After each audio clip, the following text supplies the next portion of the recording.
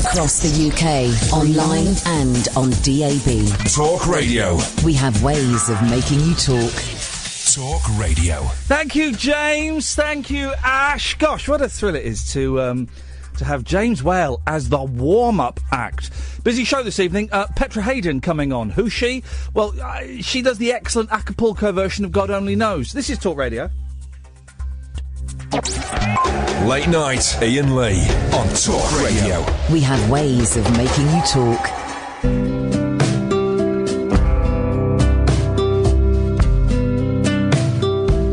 Well, when you said you'd stay, I couldn't picture it. You had the saddest face, I was so sure of it. Though it countered every sign, it seemed like a good idea at the time.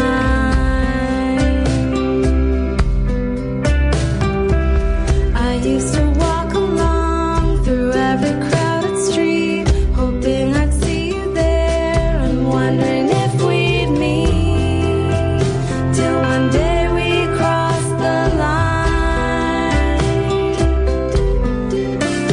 And it seemed like a good idea at the time.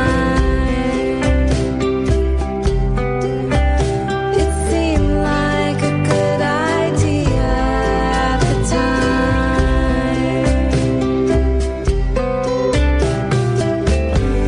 But a turn in the road took us someplace unknown, and it's too late to go back in time.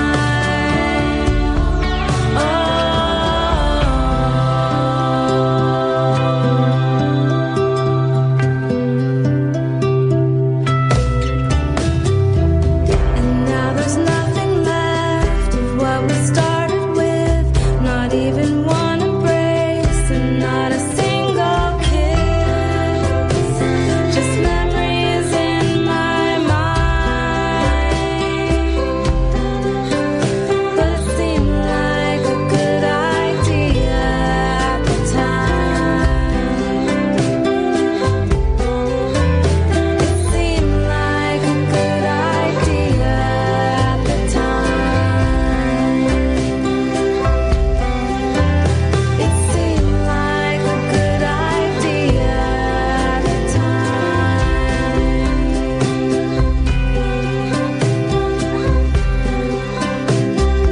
That'll do, wouldn't it? That'll do. We've got another cracking... No, it's going to play into another one. Automatically stop. There we go. Smoothly done, dear listener. Smoothly done. That is from a new album by Petra Haden and Jessie Harris. Now, you've heard me mention Petra quite a lot recently because every now and then I remember that I really like Petra Haden. And you will have heard me play her incredible version of God Only Knows.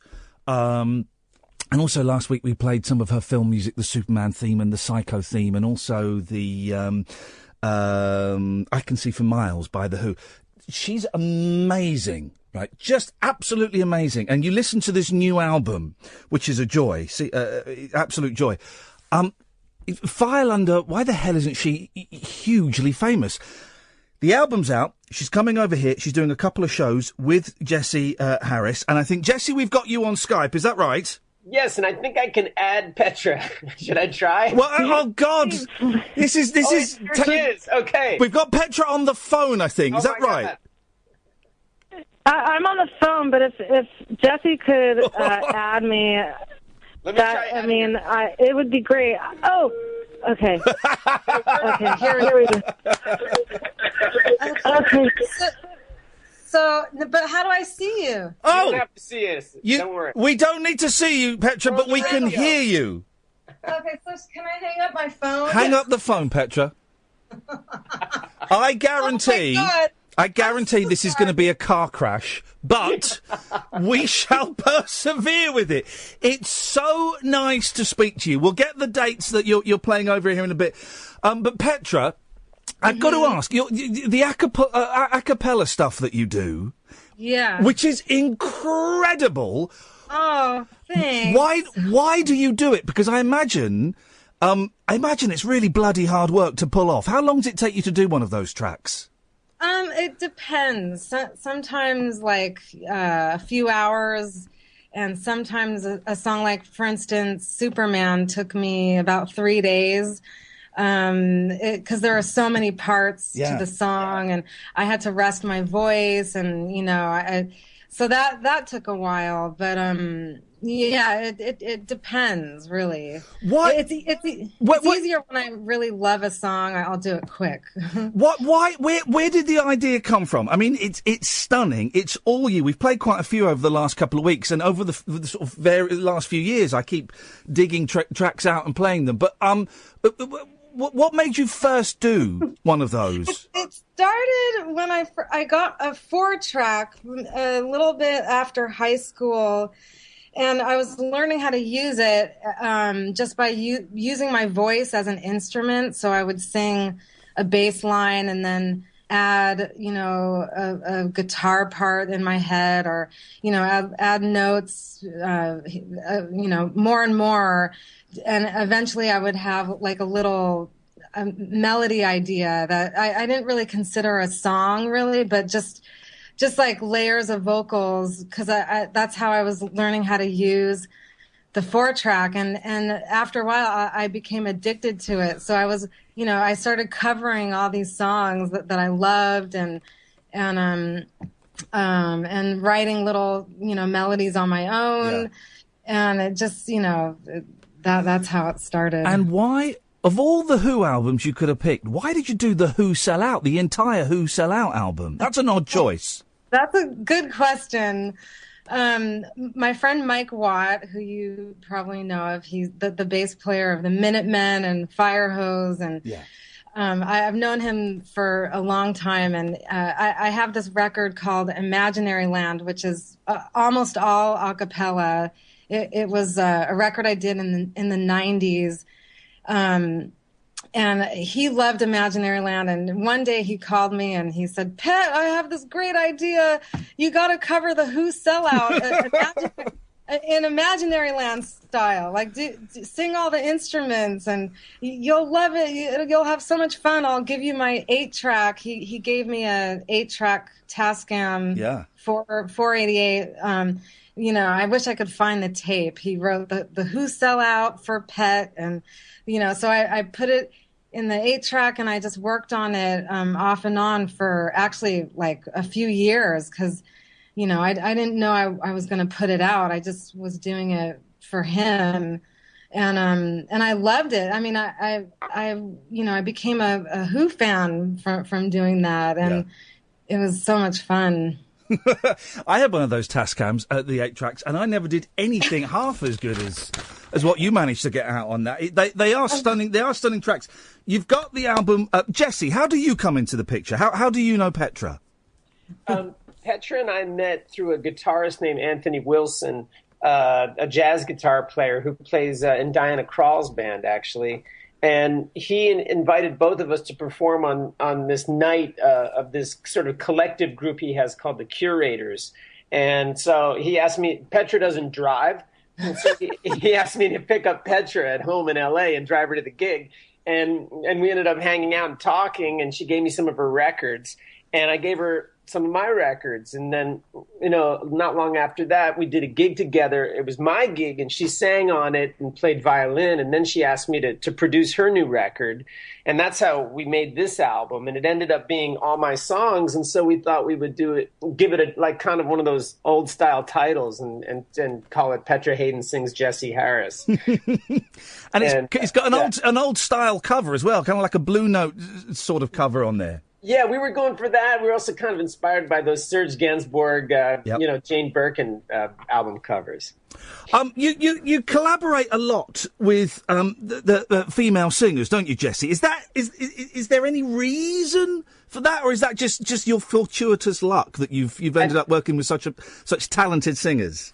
I think it's just been my destiny because I've been working with female singers my entire life. In my first, since the mid-'90s with my first group, Once Blue. Ever since then, I have just always worked with female singers. Somehow it just works with, them singing songs of mine or me writing songs with them or collaborating in other ways. I don't know. It just seems to fit. Now, you're coming over to the UK. This is really exciting because Petra, every sort of 6 months or a year, I'll remember you. And I'll go, oh, guys, you've got to... I'll be at a different radio station because I keep getting sacked. And I go, oh, new listeners, you must listen to Petra Haden. She's amazing. And I had one of these revelations a few weeks ago, and someone messaged me and said, oh, do you know that she's coming over to the UK to do a couple of shows? And you are, aren't you? You're doing Saturday, the 19th of November. Both of you are Yes. Playing at London Rich Mix in Bethnal Green. I'm going to tweet all of this stuff in a bit. And you're also playing at the incredible Royal Festival Hall. That's a wonderful venue. Petra, how often do you come to the UK? Not very often. I mean, the last time I was there was with Jesse for Meltdown Festival, the one that David Byrne curated. Oh wow! And that was really fun. I was, we got a choir to sing with us, and That's right. all the backing vocals on me and Jesse's record, and it was so much fun. It was such an honor to be a part of that. When was that? That was about... That was in August 2015. Yeah. So How does because the Meltdown thing is great. It happens, for those who don't know, it happens once a year at the Royal Festival Hall, and each year they get someone amazing to curate it. I think Morrissey's done it. I think David Bowie curated it as well one year. How does that work when they do that? Do they say, do you get a phone call from David Byrne saying, I want you guys to come and play, and you can have as big a budget as you want? How does that work? We don't, everything except for the budget part. Right, okay. But then how do you get a choir then? Because choirs are expensive. I know. Wait, how did we get that choir? Somehow we fit it in. I don't know. I forget. Yeah, well, how did that happen? David Byrne's That reminds me, we got to invite the Rolling Tones to see us play. I know. Okay. Yeah. This great choir sang with us called the Rolling Tones. Oh, that's great. And they were so great. But, David Byrne's, one of his, part of his team emailed me and said he was interested in me participating. Wow. Possibly doing some a cappella stuff, and I didn't have enough time to put together something to sing like movie songs and stuff like that. So it was perfect timing because that's when Jesse and I were just finished recording our record, and so I told him about it, and he said great, and we did it, and it was so much fun. Yeah, that was our first live performance, right? Wow. Yeah, for our very first live performance, it was like being in a dream. It was just so much fun. It's it's an amazing venue. I mean, I've seen some incredible acts there, Brian Wilson and Arthur Lee, and it really is an historic venue. What can we expect when you're over this time? I'm assuming a lot of tracks from the Seem Like a Good Idea album. Yeah, we're playing as a duo this time, and we're gonna play a lot of songs from the record. But there are also some cover songs that Petra's really great at, and so we're gonna some of those movie songs that she's been doing with Bill Frisell on the road. So we'll do those, and I'm gonna sing a few tunes and. Yeah, we're gonna mix it up. It's a big surprise. It's gonna be. Now, when you say it's a big surprise, does that mean you haven't worked out what you're going to do yet? Well, I got some dance moves. Not really. I'm saying it's a big surprise because I really don't know what I'm going to be doing. Excellent. We got to rehearse, Jesse. Oh yeah. Now, You were just in New York. We rehearsed. Well, this is it. This is what people want to know: is that Jesse, you're in New York, and Petra, am I right? You're in Los Angeles. Yeah.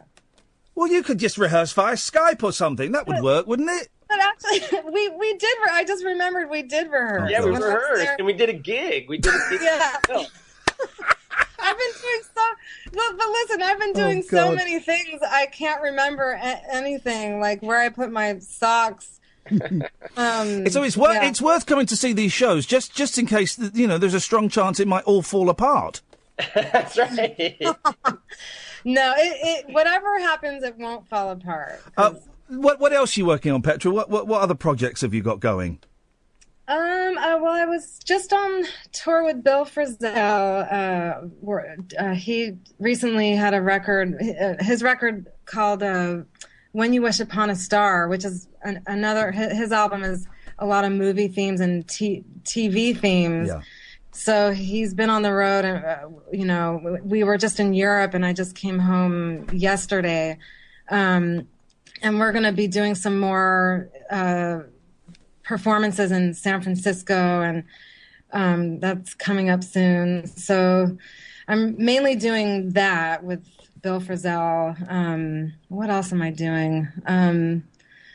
When I looked on Twitter today, just to just check up on stuff because it's all on Twitter, I noticed that there was a flurry of activity around you because they'd used one of your songs in the romantic comedy series The Walking Dead. Is that right? It's actually not my song. It's my friend Jim Bianco. Oh, okay. And we recorded that a few years ago, and we recorded a bunch of songs together, and that was a project from a while ago, but somehow it got picked up by that show, and it's just that was really cool to hear her. It's the song that it's a torture song for the character, so he's being tortured by my voice. And Jesse, what? I mean, it's funny reading about both of you. You've both just got so much on and so many different projects on the go. What are you up to at the moment, Jesse? Well, I have a new album of my own coming out early next year, which is going to be called Music for Chameleons. Oh. And so I'll be doing some shows around that. And I've also been playing with this singer named Candace Springs, who I will be performing with in London, actually at Rich Mix a few days before our show, just as a guest. Because Candace, I played on her new record, and she recorded some of my songs, and so I'll be playing with her as well. Oh, Candace Springs, that's a proper showbiz name. What a fantastic name! Wow, Candace Springs. Now, welcome to the stage from America. It's Candace Springs, guys. Listen, the album is an absolute joy. It seemed like a good idea, and I've tweeted links to that. You can get it on Amazon and iTunes and all of the usual places.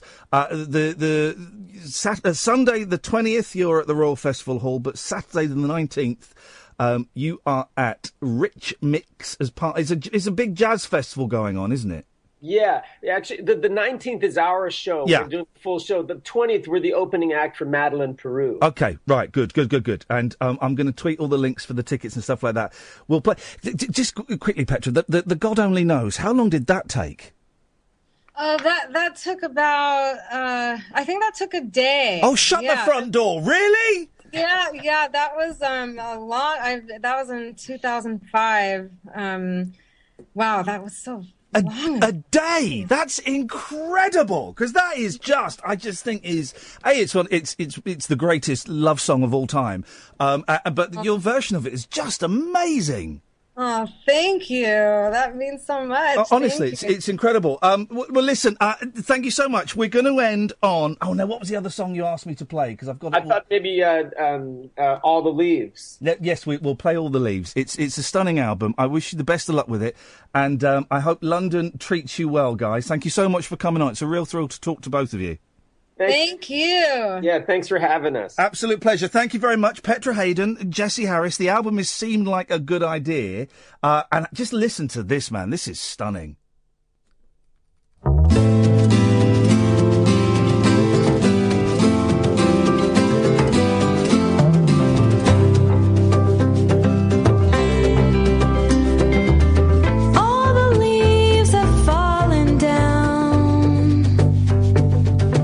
Kick a pile across the ground, and you look around at this cold place you found.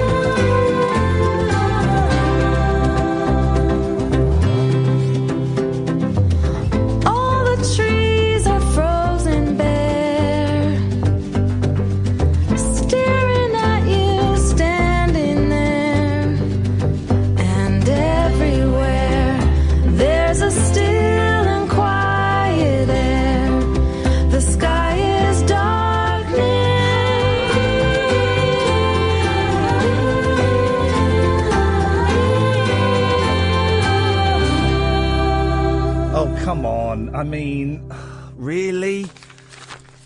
That'll do, won't it? Well, I've ordered the album. You'd be foolish not to. And hopefully, we'll be going to the show on the 19th. I've worked a little bit of magic. We'll play Petra's version of God Only Knows. It took her a day. Oh, man. People with talent make me want to eat my own fingers. Don't they? She's amazing. Absolutely amazing. And he's incredible as well. And I'd not really come across Jessie before. And I'm glad I did, because it's stunning, stunning stuff. I've just tweeted the link. If you're following me on Twitter, at Iain Lee, I've tweeted where you can buy the album and where you can get tickets for the 19th. And if you're going, come and say hello to me, because I am going to be there. Right. Busy show tonight, dear listener. It's always weird, I find, starting the show after we've had a guest at the top of the show, because the momentum is in a strange kind of place. But we'll get there. Upcoming guests. I'm talking to Tim McVeigh, not that one, but the one from the movie Man vs. Snake, which loads of you recommended to me. It's on Netflix. I'm not doing it as a film ring, but it's a brilliant film. It's about a guy who in 1983 breaks the world record on a video game called Nibbler and is the first person ever to score 1 billion points. It's a brilliant film, even if you're not really a fan of video games. It's a proper good film, actually. And I'm just kind of negotiating when we can get Tim to come on the show. It's a bit tricky because he's working, when we would want to talk to him. But we will get there eventually. I'm pretty sure of it. 0344 499 1000 is the telephone number if you want to give me a call.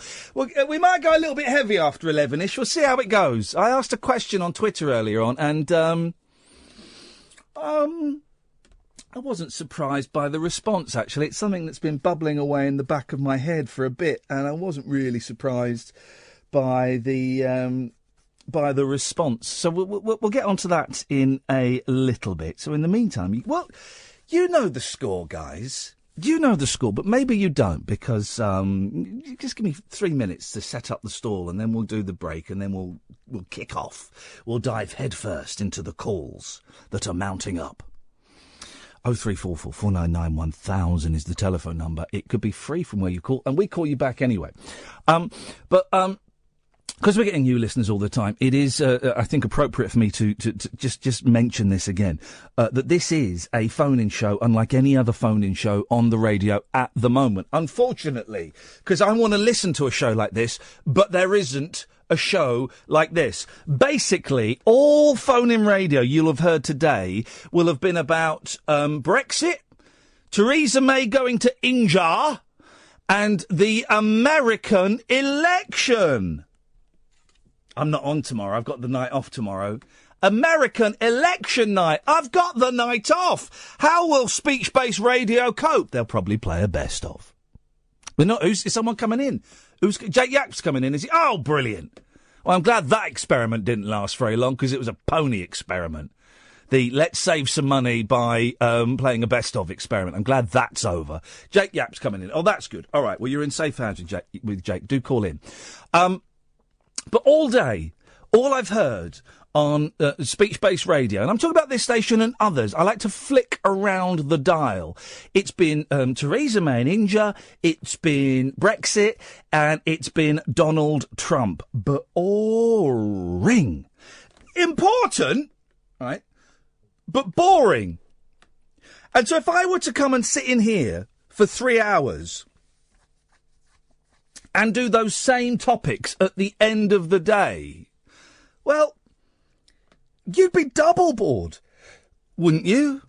You'd be double bored, because you've heard it all day. What else is there to say about Donald Trump and Hillary Clinton? What else is there to say about Brexit? Really? So the way this show works is as follows.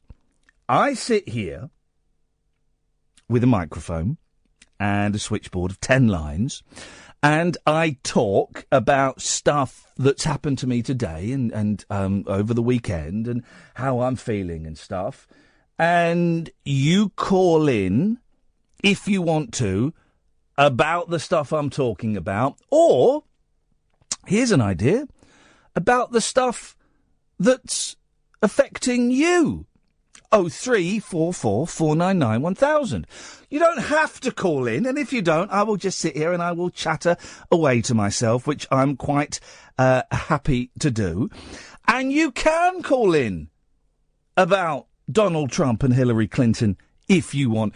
You can call in about Brexit, but if you do, can you try and have something different to say about those things? Because I'm just sick and tired of hearing the same old when it comes to those. Listen, you're more than welcome to call in about those things. Of course you are. Of course you are. But why not call in about something different? Why not take a punt? Pick another news story. Or tell me what you did at the weekend. Or tell me how crap you're feeling. Or whatever. Whatever. Imagine that. It's a blank canvas. You have a paintbrush in your hand, and you are allowed to paint anything you want. Heck, you can even put the paintbrush down and pick up a pen. Do you see? And I know some of you find that amount of freedom quite daunting. And it is daunting. It really is daunting. But try and embrace it. Try and go with it. There are no wrong answers on this show. Good. 0344 499 1000. We call you back. I'm Iain Lee. This is Talk Radio. The wild man of late night radio is back.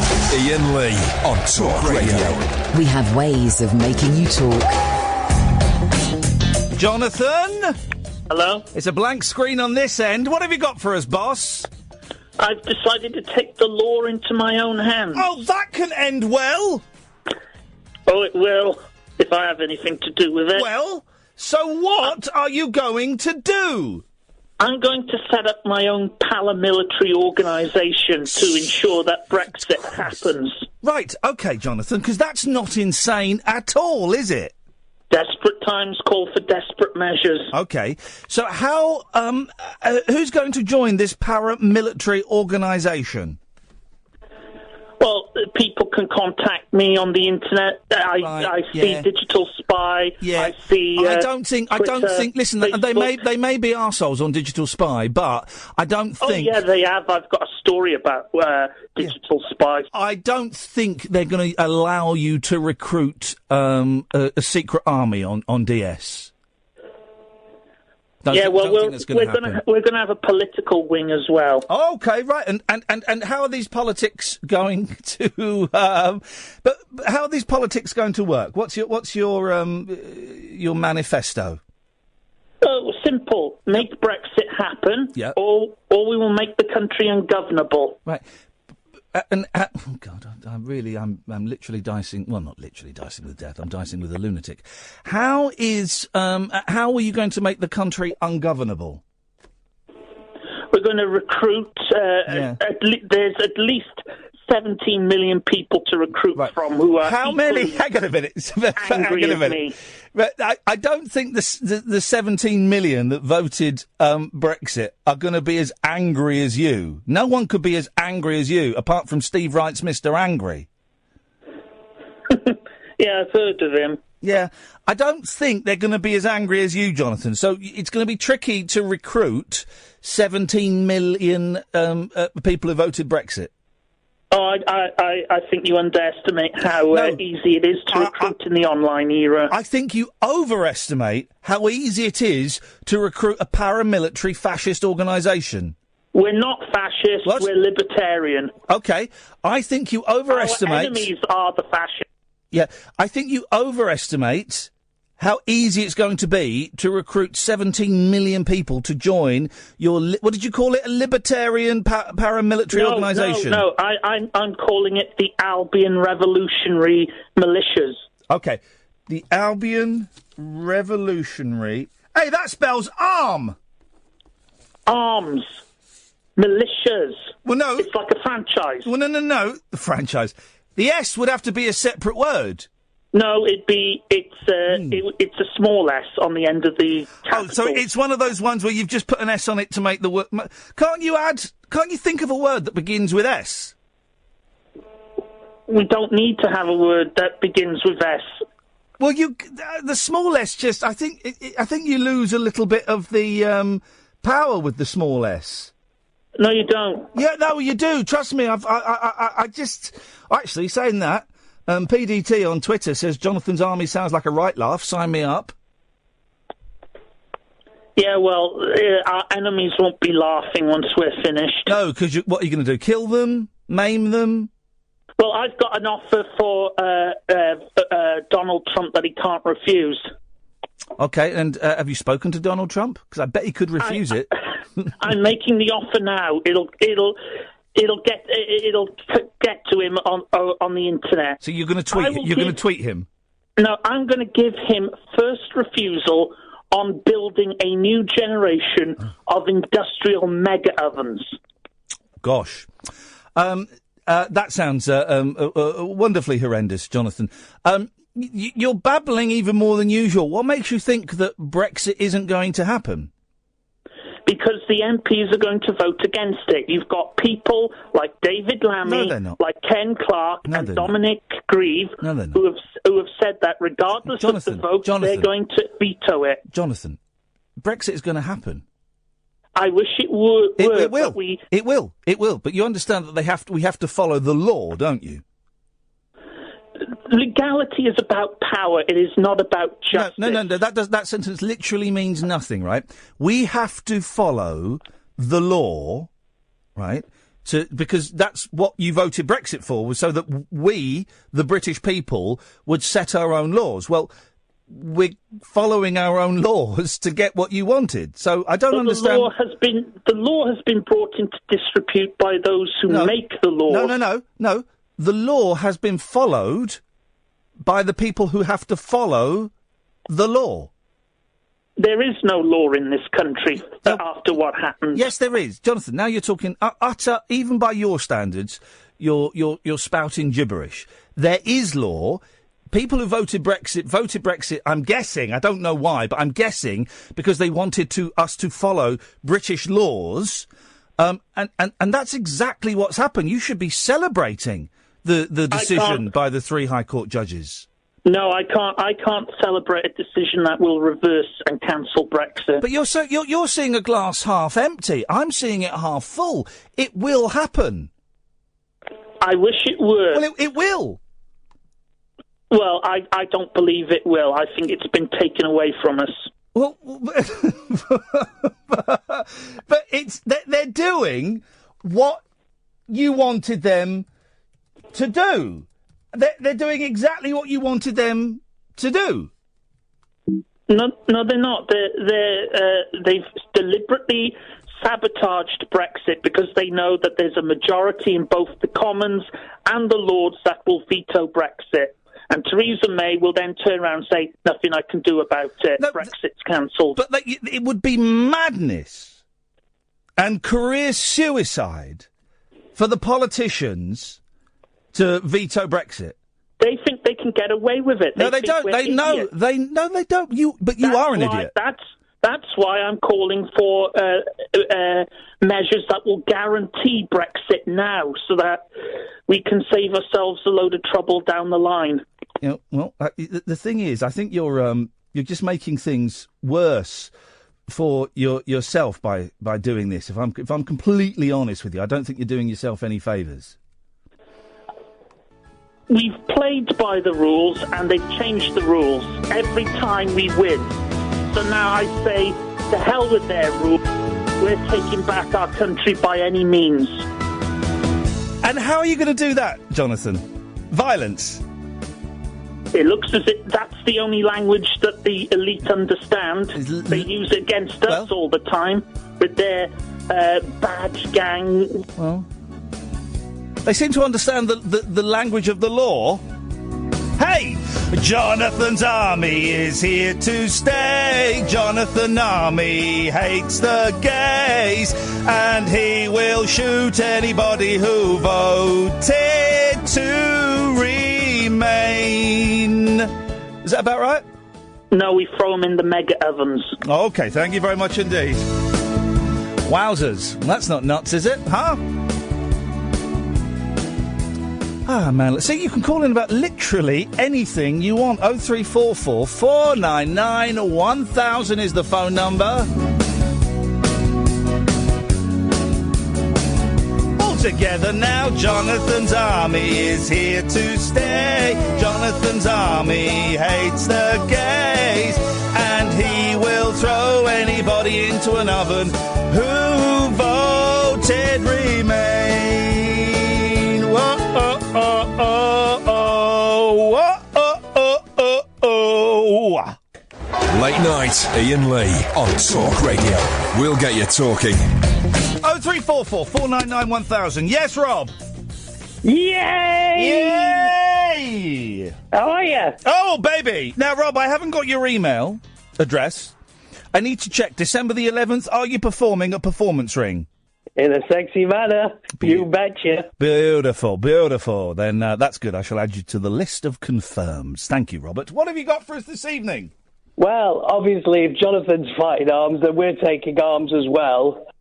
So I'd like to offer people an official alternative to Burnett's official off-battlers. Burnett's official battlers. Boob. Boob or boob, you know. Yep.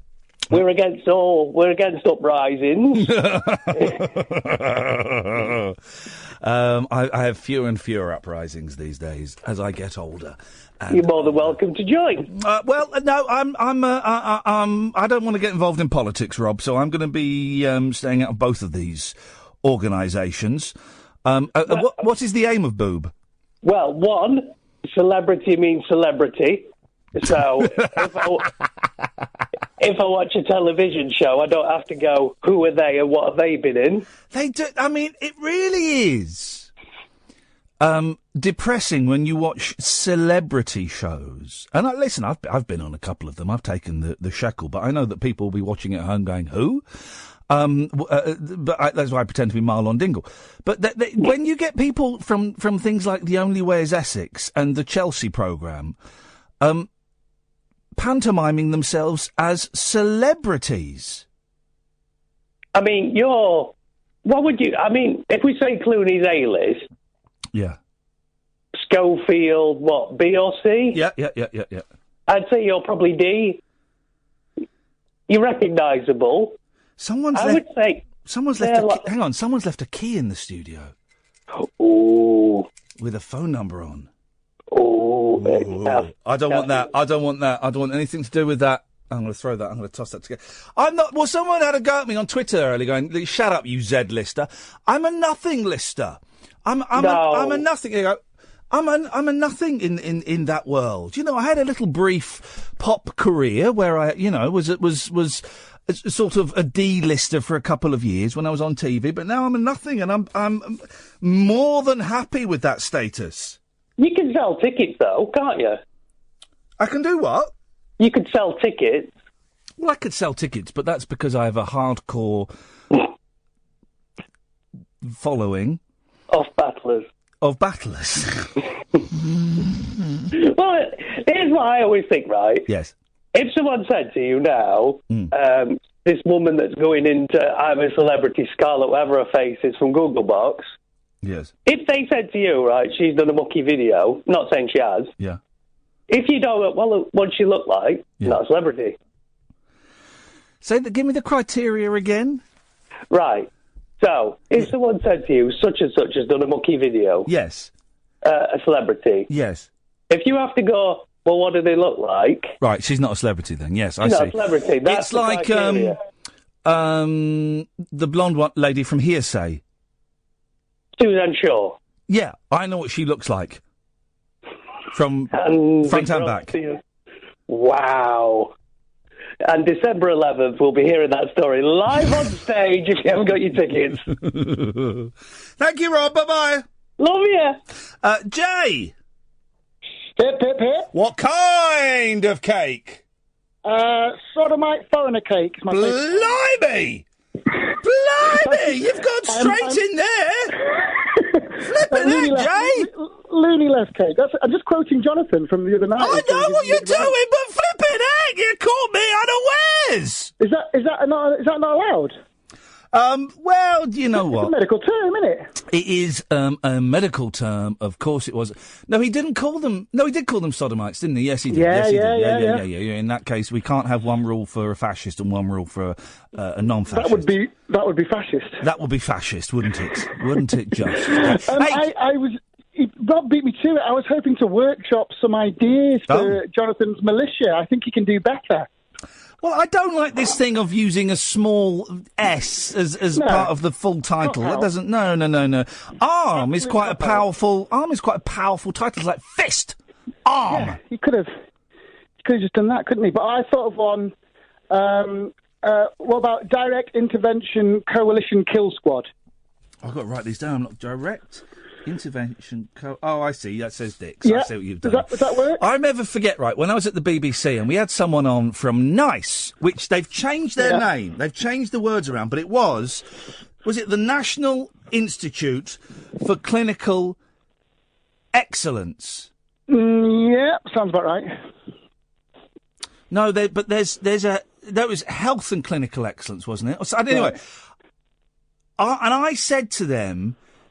We had this woman on to talk about whatever it was, cancer drugs. I said, did you come up with the name NICE and then work backwards? And she went, what? Yeah. I said, well, no, there is an H in there somewhere and they don't use the H. And I said, if you were National Institute of Clinical and Health Excellence, you'd be niche.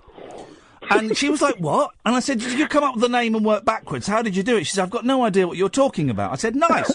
Did you write down nice and then work backwards? Or, because I often wonder with these organisations, where it's letters, well, surely you, what are you doing there? I'm trying to wave the dog in, sorry. By what method? But I'm slapping a piece of paper. And I'm glad it's a piece of paper. It didn't sound like a piece of paper you were slapping. I do apologise. It was that or whistle. I thought whistling would have been ruder. Well, that sounded... But I do wonder with these organisations, you know, it's like, who are the bad guys in The Man from U.N.C.L.E.? Do you remember? A bit before my time, I'm afraid. They're called Thrush, which is brilliant. Is absolutely brilliant. And obviously they came up with that and then they worked backwards. And I think that's a nice way of doing these things. I suspect... Isn't UNCLE an acronym itself? Yeah, of course it is. United Nations... I don't know, I can't remember what it stands for, but it's something like that. Right. But I guess that Jonathan came up with arms and worked backwards from it. Yeah. It would make sense. So I'm starting a group about boxing. I'm going to call it Fist, and then you go right. Fighting Institute of Stealth Technology. There we go. That's brilliant. Yeah. You know, or I'm going to do a music group, and I'm going to a group that's about music. It's called BUM, and it's called British Union of Musicians. Musician. You see how it works. It's a fun game. It's a fun game to play. I do. There's another one recently, and I wish off the top of my head, I wish I remember which it was. Yes. But they had a really good acronym, but because time moves on, they had to change their actual name. But they changed their name, but because their acronym was so good, they just kept the acronym, even though it didn't no longer tallied up with their name. I can't remember. I wish I could remember off the top of my head what that was. So do we all, Jay. Because that would have been a great story, but I do apologise. As it was a very poor story. Yeah, I understand. Is your dog in? Apologise. Dog's in. Everything's fine. The world is going to be fine until tomorrow, when it's probably going to end. Thanks very much, Jay. Let's go to Ayaz. Ayaz. Hey man, how you doing? You all right? Not bad. I'm really enjoying the show tonight, actually. You sound surprised. Is it normally not to your liking? No, I've been listening to you since LBC days. Wow, you're one of those losers. A loser? Right. What you got for us, Ayaz? Right. Since everyone's starting these organisations, I got my own one. Oh God. It's just a real cause. So we want to block the extinction of oranges. So BEO. Hang on a minute. You want to block the extinctions of oranges? Yeah. That's BEO, you prune. Yeah, but you'll pronounce it BO. I suppose you could. Yeah. But that's a weird way of doing it. But it doesn't look like BO. Yeah, but when you say it, it's BO. So it's like so stupid, it's almost clever again. Yeah, I'll take that. Okay. So we all know the extinction of oranges is happening, right? I wish it can't come quick enough for me. I hate, with a passion, oranges. And who's the wise guy, right, that says, no, that's not an orange, that's a clementine. No, that's not a clementine, that's a nectarine. Whoa, what are you doing? I asked for a tangerine, you brought me a nectarine. Who's the wise guy in charge of that nonsense? I think they're all oranges.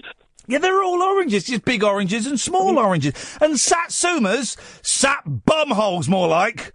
And they all taste the same, don't they? They all taste of oranges. Big oranges, small oranges. Yeah. I think we should get rid of them.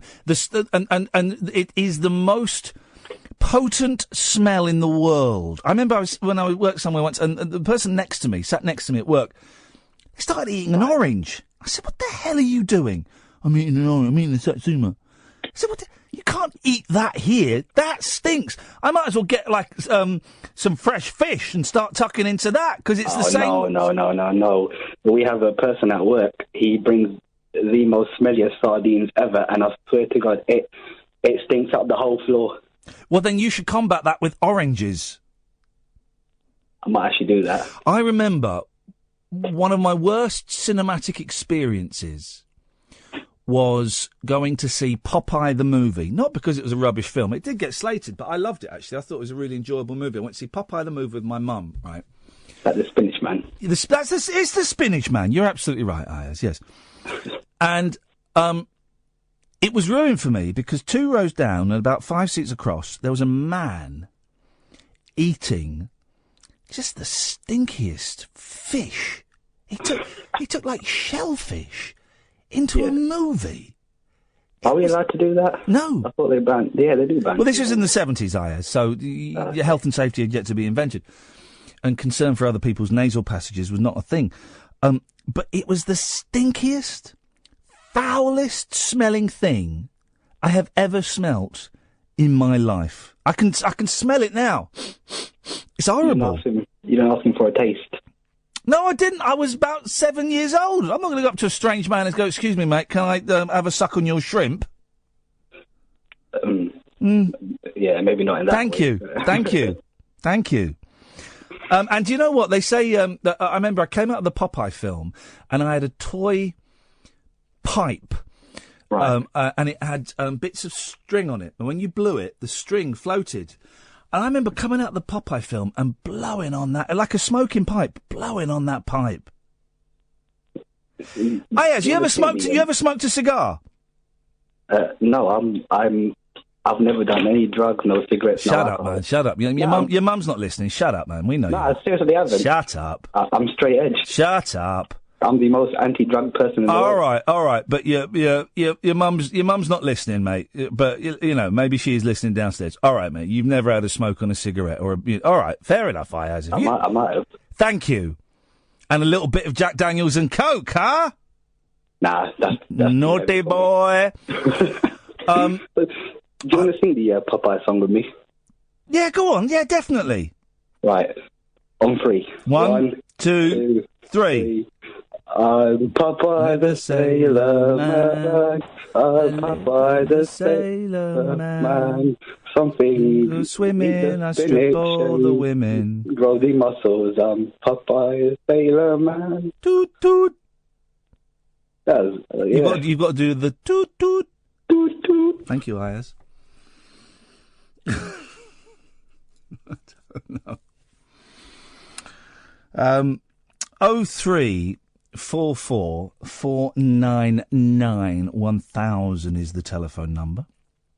If you want to give us a call, 0344 499 1000. I'm Iain Lee. This is Talk Radio. Across the UK, online and on DAB. Access all radios. Talk Radio. Give it some lip. Talk Radio. OK, dear listener, lots and lots of calls lined up ready to go.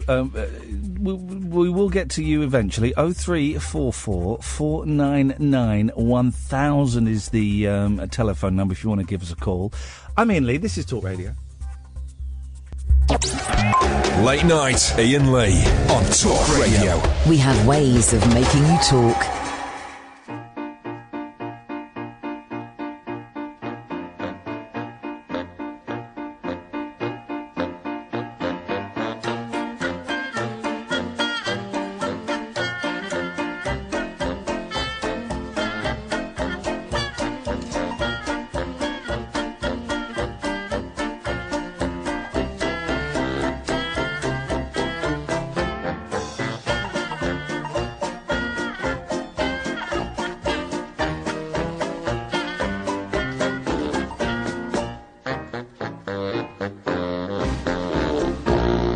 There's a farm called Misery, but of that we'll have none, because we know of one that's always lots of fun.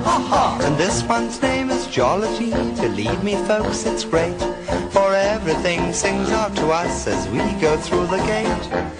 All the little pigs, they grunt and howl, the cats meow, the dogs bow wow, everybody makes a row down on Jollity Farm.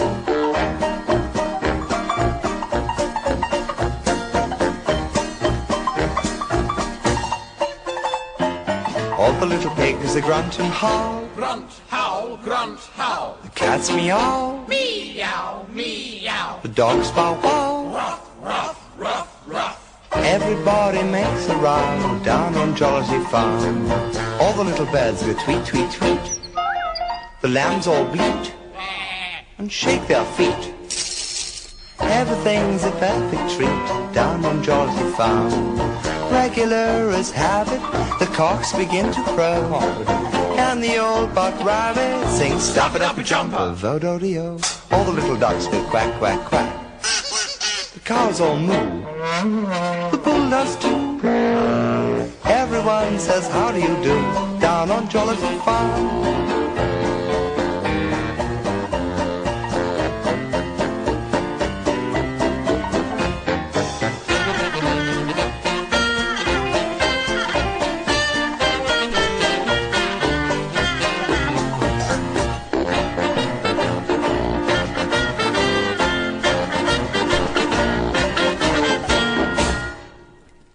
So, here's the thing, right, and I feel really weird talking about this. So we'll see how we go. We'll see how we get on. And we might stick with it, and we might not stick with it. I don't know, and it doesn't really matter. But I asked a question on Twitter earlier on today. I asked who was lonely. And I'll tell you why, right? I feel really uncomfortable talking about this. It's weird, isn't it? Isn't it weird? Because we talked about being depressed and all that kind of, all the fun stuff that goes with that. But I've been thinking a lot this weekend, right, that I feel incredibly lonely. Like proper, just lonely. And it's not a case of being necessarily on my own. There's a difference between being alone and being lonely, right? You know that. You understand that. And it's that thing, you can be in a room with 100 people but still feel very, very lonely. And it's dawned on me this weekend, and I'm not saying this so that you phone up and go, "Hey man, well we can help you, man. We can get through this together." That's not what I'm doing it for. I'm doing it because I think it's more common than perhaps we give it credit for. I was thinking this weekend, I don't really have. Well, I've got two friends, and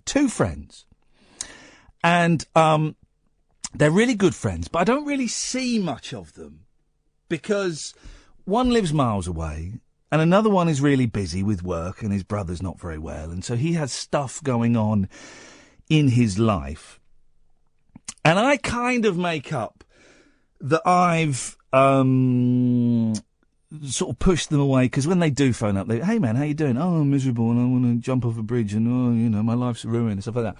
So I kind of make up that I've pushed them away by being like that. I'm sure they would disagree, and I'm sure that when one of them will listen to this and will say, "Well, no, hang on a minute, you should have said, man, let's hang out." And I have other, I guess I have other kind of friends, but they're friends with a small f as opposed to the two friends I have with a big F. Does that make sense? And I can be with my kids and I can have moments of great elation and great joy, but then literally a second later I can feel incredibly lonely with them because they're my kids, and they're not my friends. That's not what that's not what their role is, and I am there to protect them and look after them. So they don't necessarily stop the loneliness. And I asked on Twitter if you were lonely. And I wasn't surprised by the number of answers I got, actually. Loads of you were. And isn't it funny? from the outside, I kind of look like I'm doing all right. You know, that I've seen better days, but I'm doing all right. I've got the dream job. I've got a few quid in the bank. I've got the kids. I've got a nice house. Got those things that we all strive to have. So, you know, and I can talk, and if you came and saw me at Performance Ring, or if you come and see me on doing the Iain Lee versus Radio show on Sunday, I'll look fine, you know. I will look like I am busy, and I am happy, and I am enjoying myself. But inside, I will be feeling incredibly lonely. Now, isn't that weird? Isn't that weird? I'm going to read out some of the tweets that you said. I'm not going to give you names, because I'm sure you wouldn't mind, because it was done in a public forum. But there's no need to do that. So I just asked, are you feeling lonely? I mean, look at some of these. Yes, I'm lonely when the mind is the smallest prison of all. Lonely and stir crazy. Count me in, says someone. I have kids, a wife, but still lonely, if that makes sense, as I distance myself from people. Yeah, it makes total sense, man. Total sense. Not had a verbal... These are all different people, right? These are all different people. Not had a verbal conversation with anyone I'm not related to for weeks. I feel very lonely. Have done for some time now. Not alone, yet lonely. I'd say I'm an intensely shy person who has learnt how to put on a front of faux bravado. Good name for a band, by the way, faux bravado. I'm disabled. I have lots of friends and family that love me, yet I get very lonely. I'm only 29. I can be surrounded by people, but still feel the hideous, lonely terror within me, a sinking feeling. I feel lonely at Christmas when the differences between me and my extended family are most obvious. Cripplingly lonely. It's like time isolated me from the rest of the human race. I feel left behind somehow. Feel more lonely when actually with people, because I feel like they all get along with each other better than me.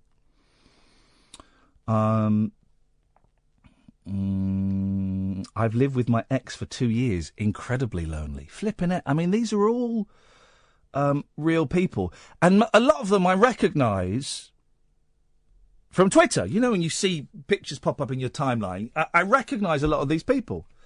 I have friends and a family, but I do feel lonely. Lonely through a lack of connection in hobbies and interests. That's me. I do feel alone and lonely. When that happens, you have to come back into the room, so to speak. Never keep it bottled up. Let's see what else we've got here. And just one that just says, I'm so lonely. From someone that tweets me a lot, you know. And I'm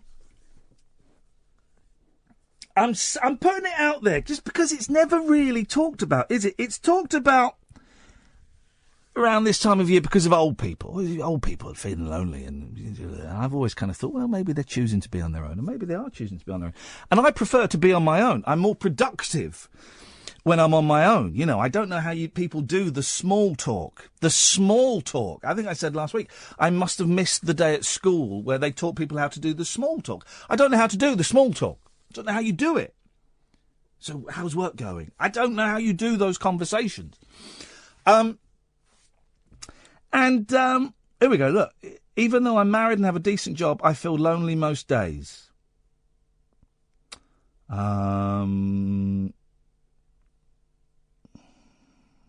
Anyway, and on and on it goes. And there's loads of people that have responded to that. So why am I talking about it? I don't know. Just that it's been on my mind quite a bit. And we all know that depression and anxiety is talked about a lot. And I don't think loneliness is. And I feel very uncomfortable talking about it now. I feel very uncomfortable. My breath is a little bit short, and I feel a little bit of a dick for talking about it, a little bit silly. I feel a little bit self-conscious talking about it. But I guess I feel it's kind of important that we do talk about it. That we do talk about it. You know. And we mentioned the Samaritans last week, 116123. And give them, they're kind of cool, but they're not going to help with loneliness. And I just wondered if there was a solution to all of this kind of stuff. You know, we have the social media, we have the Facebook and the and Twitter. I've had a big cull on Facebook. I've got rid of everyone just because I was finding it hard. I was getting angry with people in my timeline, people who I love and I'm related to, but they were saying stuff that made me angry, and I didn't want to get angry with them. Of course, I disagree with some of my family about politics and stuff. So I didn't, and I love them. They're my family, you know. So there's one of the reasons I had a big cull on Facebook. There are other reasons as well. And we interact, you know, on Twitter. And I've got 50,000 followers on Twitter. And you know, I type something funny and people respond. And I type something rude and people respond. Or I say something and people will have a go at me, you know. So there is interaction. I'm interacting with people more than ever before, right? If you include the Twitter stuff and the emails I get from people and the events that we have done recently and have got lined up in the near future. But, bugger me, this sense of loneliness, you know, and I can't even put it into words what that is. I can't even describe what that is. Do you know what I mean? 0344 499 1000. We don't have to talk about this.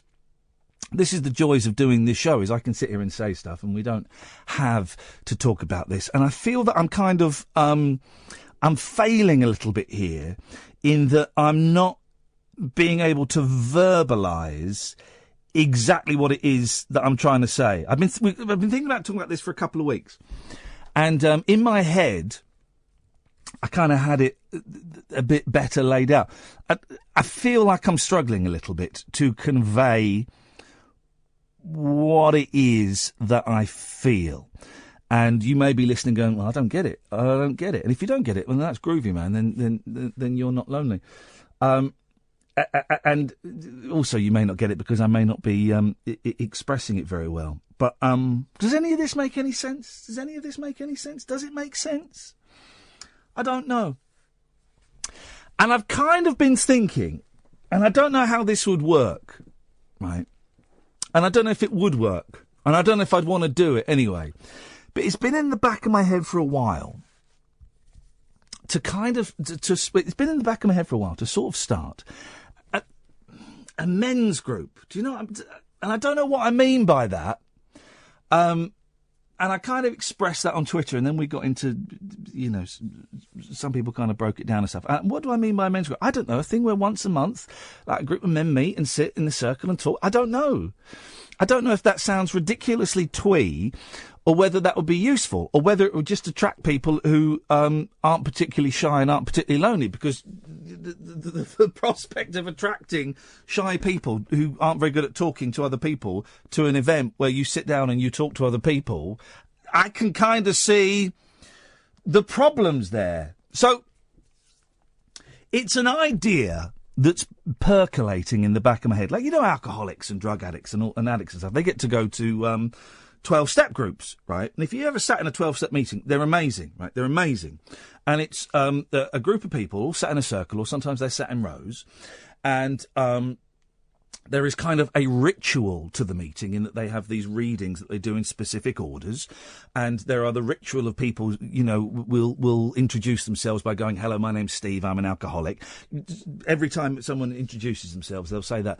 And so the ritual kind of creates a bit of magic. Literal, you know, that's what spells are, rituals. It creates a bit of magic. And I know some people struggle with it because there's talk of God and stuff like that, even though it's not religious. And I just wonder if there is something in that for lonely men. I don't know.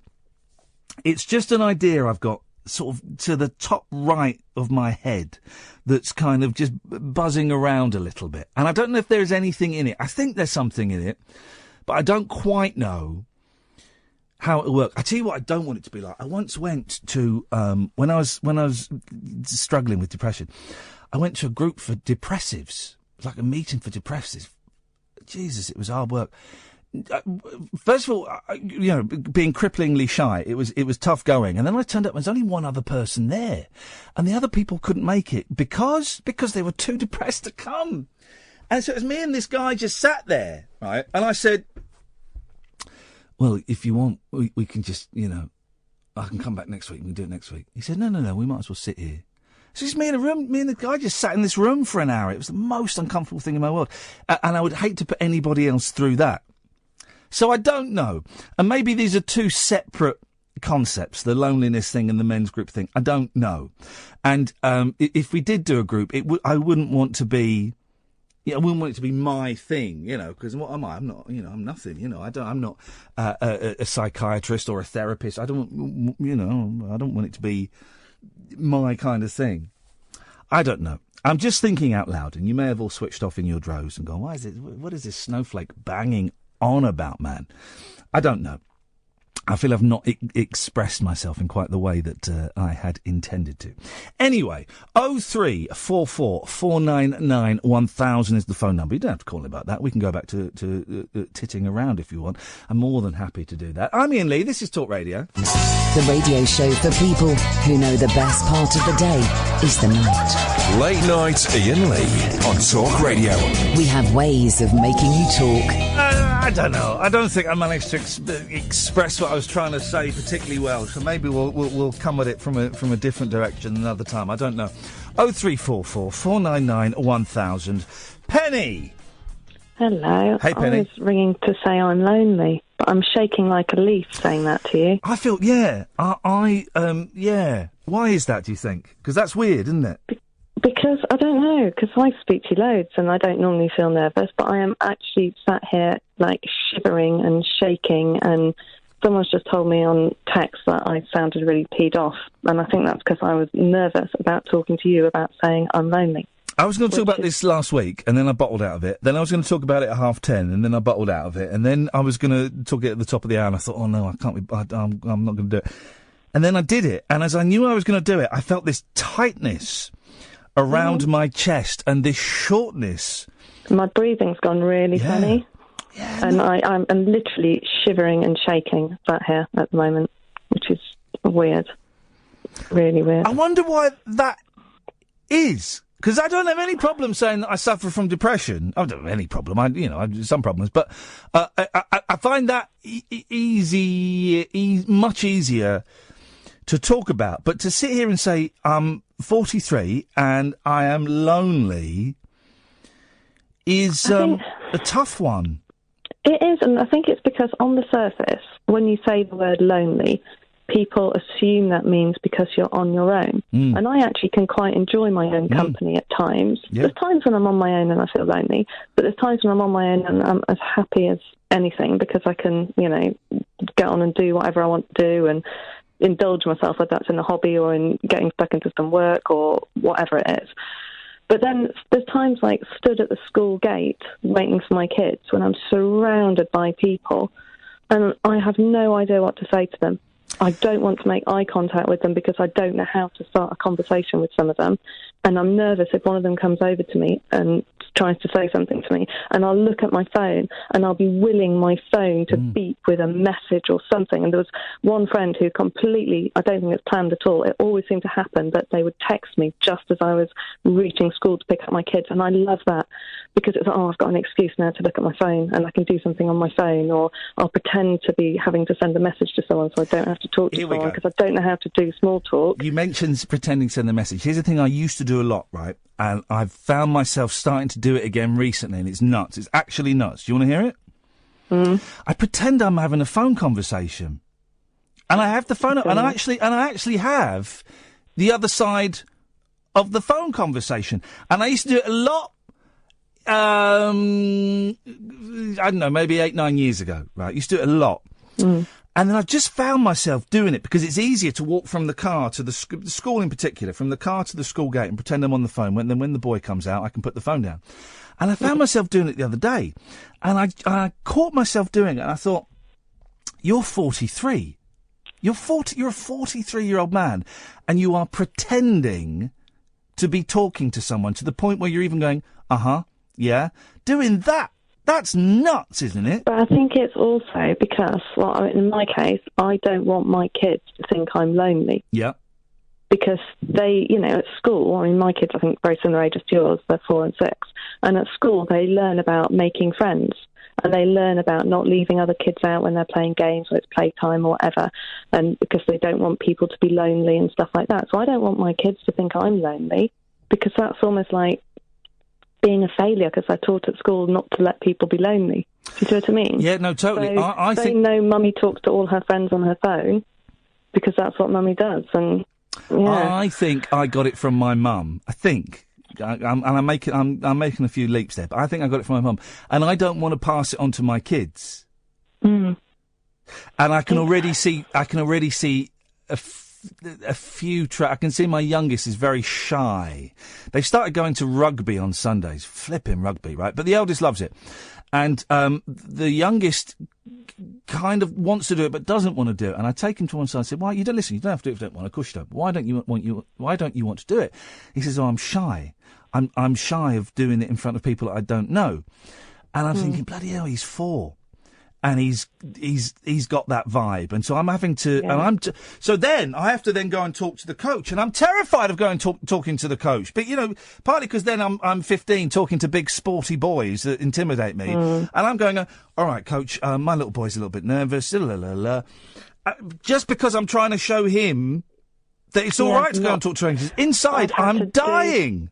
I've had to do exactly the same with my daughter's swimming teacher. Go and talk to her and pretend to be all brave and say the whole, she's a bit nervous about being in the big pool now, all that kind of thing. And, she doesn't want to join in with the others because she doesn't know them yet and all that. But, I mean, I try and get over it by doing too much and surrounding myself by people all the time so that I feel like I don't have time to be lonely. Does that make sense? So, I'll do loads of voluntary stuff everywhere so that I'm always at a meeting or I'm always going somewhere and with people. Whereas actually, I mean, I've met some nice people doing that, but they're not really friends. They're not really the connections. And I'll find myself analysing friendships far too much than is healthy. And then I'll be like, oh, well, why haven't so-and-so spoken to me for a bit? Have I done something wrong? And, you question that. And an old friend got in touch with me again recently, and I hadn't spoken to him for years, and suddenly he popped up on Facebook, and we chatted away over instant messenger or whatever for loads. And then after, 2 weeks, he went, "Can I tell you something?" And I was thinking, oh, maybe he's split with his wife or something. This is why he's suddenly talking to random people ever online. And he went, "I didn't know how to make friends. And I've been set a challenge by a counsellor I'm seeing to try and make friends again. And this is what I've been trying to do to make friends because I didn't know how to do it anymore." And he's like, "I'm 43 and I wanted to make friends and I didn't know how. And how do you make friends when you're a grown-up?" And I don't know what the answer is for him. No. Or for me or anyone. I wouldn't have a clue. And isn't that sad? It is, because as an adult, how do you look at someone and think, oh, actually, I'd like to be their friend? How do I go about being their friend? When you're a child, you go up to them and go, "Will you be my friend? Will you play with me?" But when you're a grown-up, you can't, well, I don't know, as a woman as well, if you say to someone, "Do you want to go for a drink?" If it's a bloke, it sounds like you're asking for something. Instantly there's a connotation in it, of course. Yeah. Whereas actually, sometimes you just want a friend. And I've got a couple, I've got 2 close friends. But saying they're close, I've not seen them.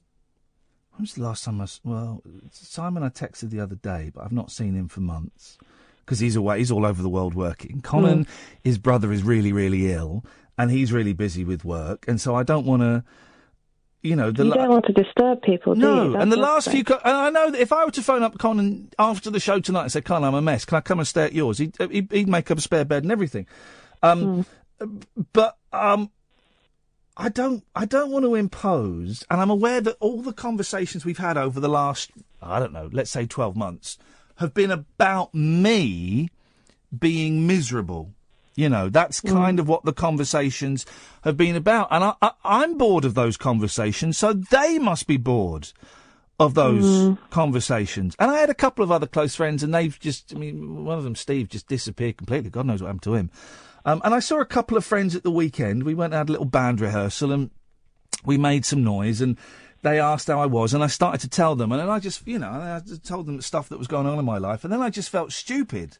And they were all up for me going out for some food afterwards. I went, oh no, I had the excuse that my mum was in hospital. I said, oh no, I've got to go and visit mum. So that excuse was perfect, and I don't have any family, and my sister's in New Zealand, and that's great, and I wish her all the very best of luck. But I don't speak to the rest of my family. We fell out with my mum's side because I put mum in a care home. Don't speak to my dad's side because we didn't speak to them for years, and I've not yet built the bridges back up that we burnt 25 years ago. So there's nothing. There's no one. And I'm 43 really years tricky. old. And you don't want to, I find, sometimes I don't want to pick up the phone and phone someone or even text them sometimes because you're thinking, oh, well, maybe they're busy or maybe they're not interested or maybe they're having a bad day and the last thing they want to do is to hear from me or something like that. But at the same time, you're just kind of really willing someone to just message you and who actually cares and say, so how are you? How are things? And that doesn't happen some days, and you're like, oh, okay, yeah, I'll go along with the small talk, but the small talk's really awkward, and you're kind of crying inside, going, I just want someone to, I don't know. Can I just say, Paul's picking up on the rugby thing on Twitter. You're picking up on the wrong thing, man. I appreciate what you're saying, but you're hearing a different conversation, totally, to the one that's being had. But I appreciate it, but I'm not getting into the rugby conversation of all the conversations in all the world. Penny, nice to talk to you. You too. Ta-ta. Take care. Bye-bye. Bye. 0344 499 1000 is the telephone number if you want to give us a call. And as always, you don't have to call in about this stuff, man. There's loads of other stuff. I'll tell you about some films I watched over the weekend. Boy, that Oasis documentary. It is shite. It's awful. Late night, Iain Lee on Talk Radio. We have ways of making you talk. Kyle! Evening, you alright? Evening, Kyle. Have you seen the Oasis documentary?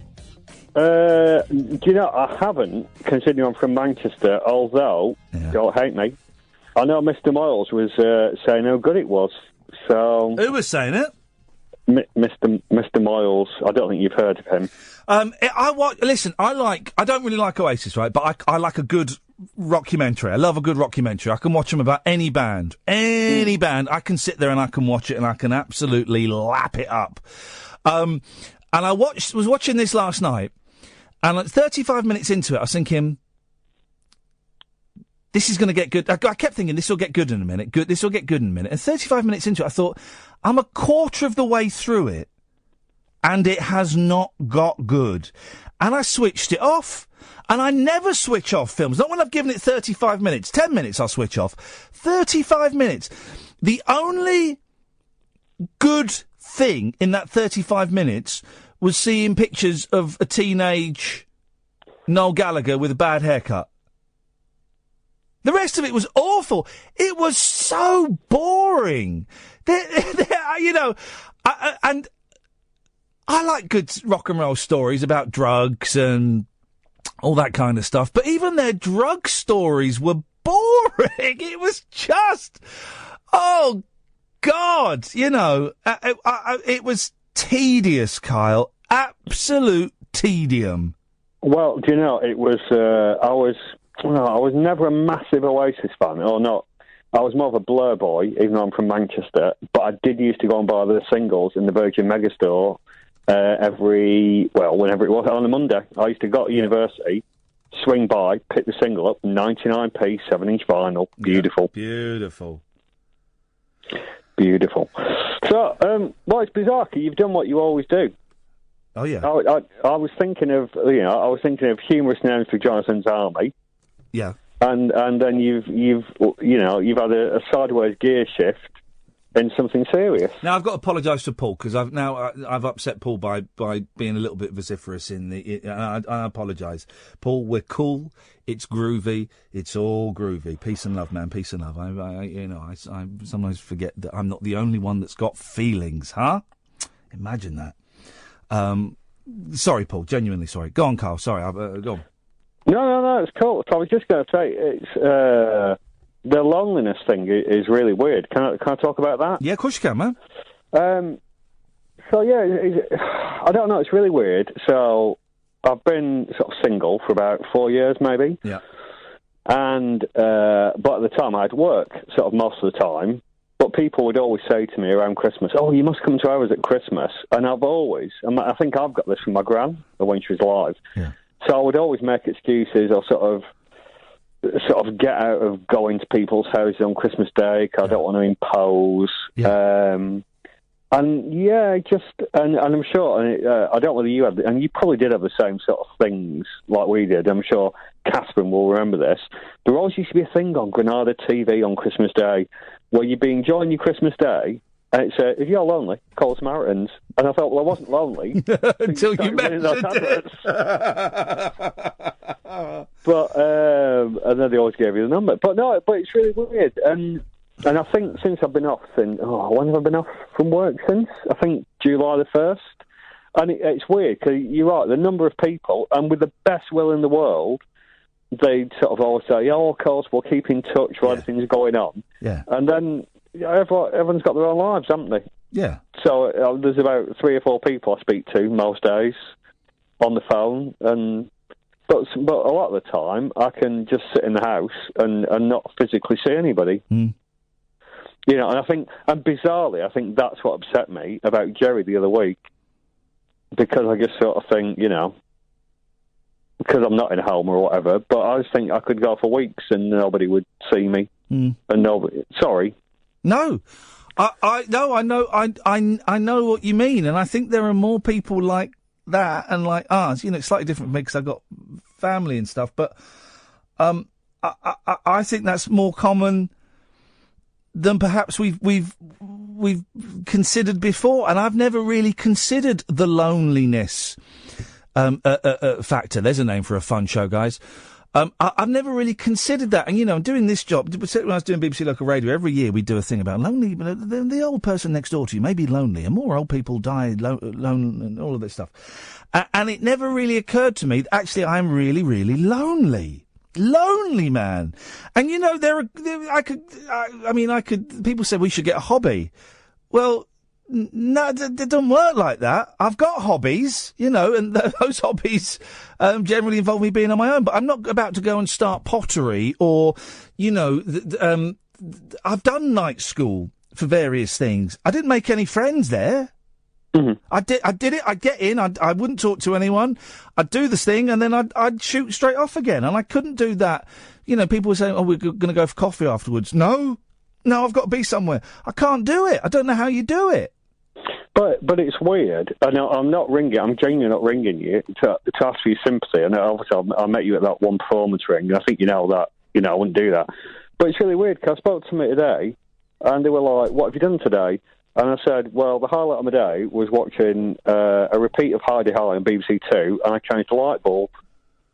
And they were like, well, you must have done something else. I was like, not really. Yeah. And it's just, I don't know. But I was going to end the call on a cheery note. You know when you were saying about the bloke with shellfish? Oh, yeah, he's eating shellfish during Popeye, and it stank. Yeah, we went to, I actually made a rare trip out on a Saturday night to Manchester to see John Carpenter. He's performing all these film scores. Oh, live. yes, I've heard about that. That's the horror man. He does all the music in his films. He's doing it live, isn't he? Yeah. It Beautiful. was, it was a great gig, shocking venue. But we were stood to waiting, me and my friend that I work with in, where I work, we were waiting to go through, and the guy in front of us, they were like searching all the bags.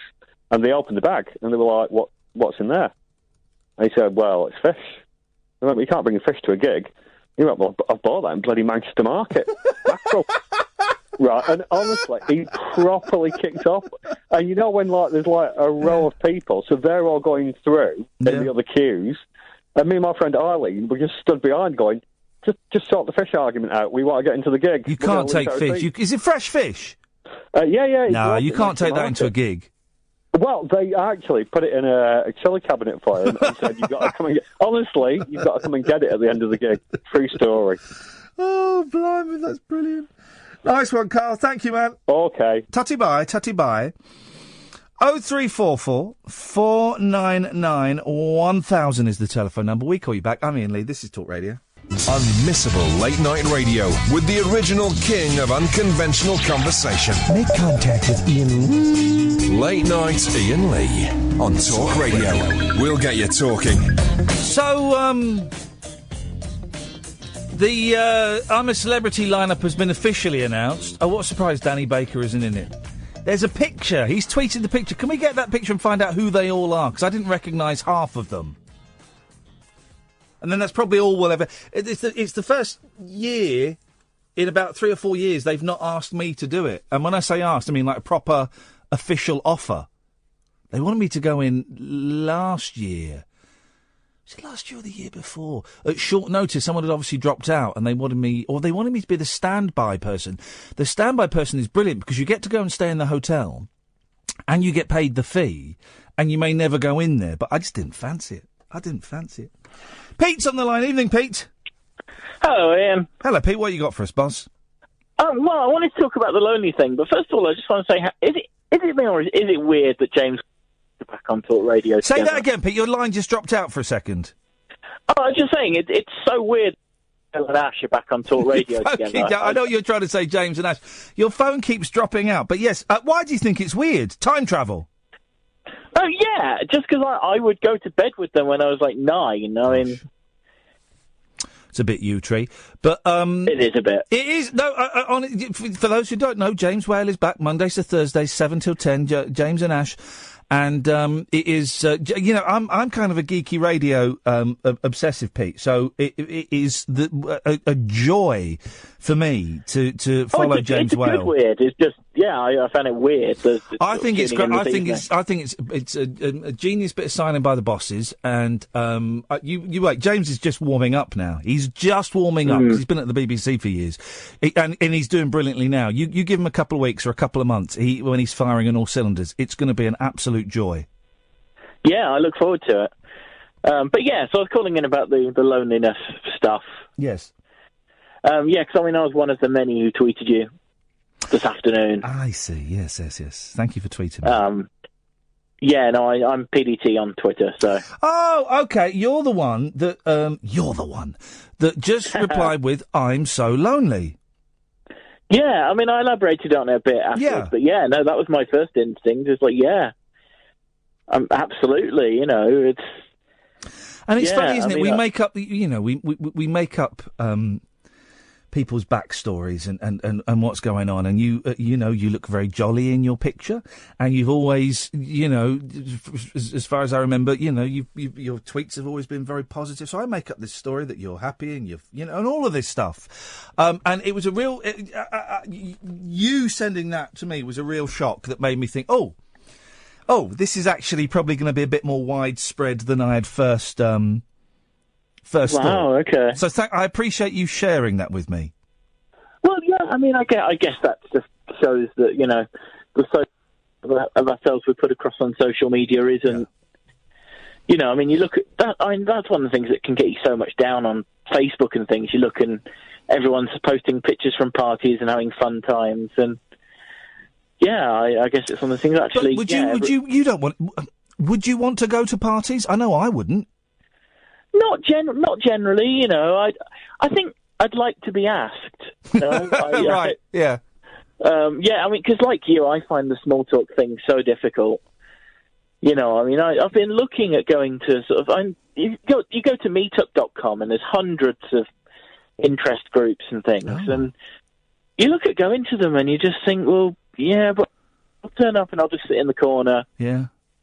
And, maybe make a bit of small talk if I have to. But, yeah, it's difficult. I think the main people I speak to in person are colleagues these days. Every now and then I'll manage to sort of lure a friend. Usually it has to be under the guise of doing a podcast. That is the only way of getting to see people these days.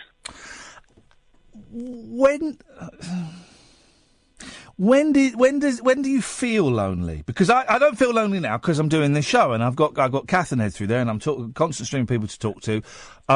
and I will probably feel lonely in the car on the way home. I probably feel lonely when I get into bed, and I will. Do you know, it comes at different moments, and I wonder when you kind of felt the loneliest.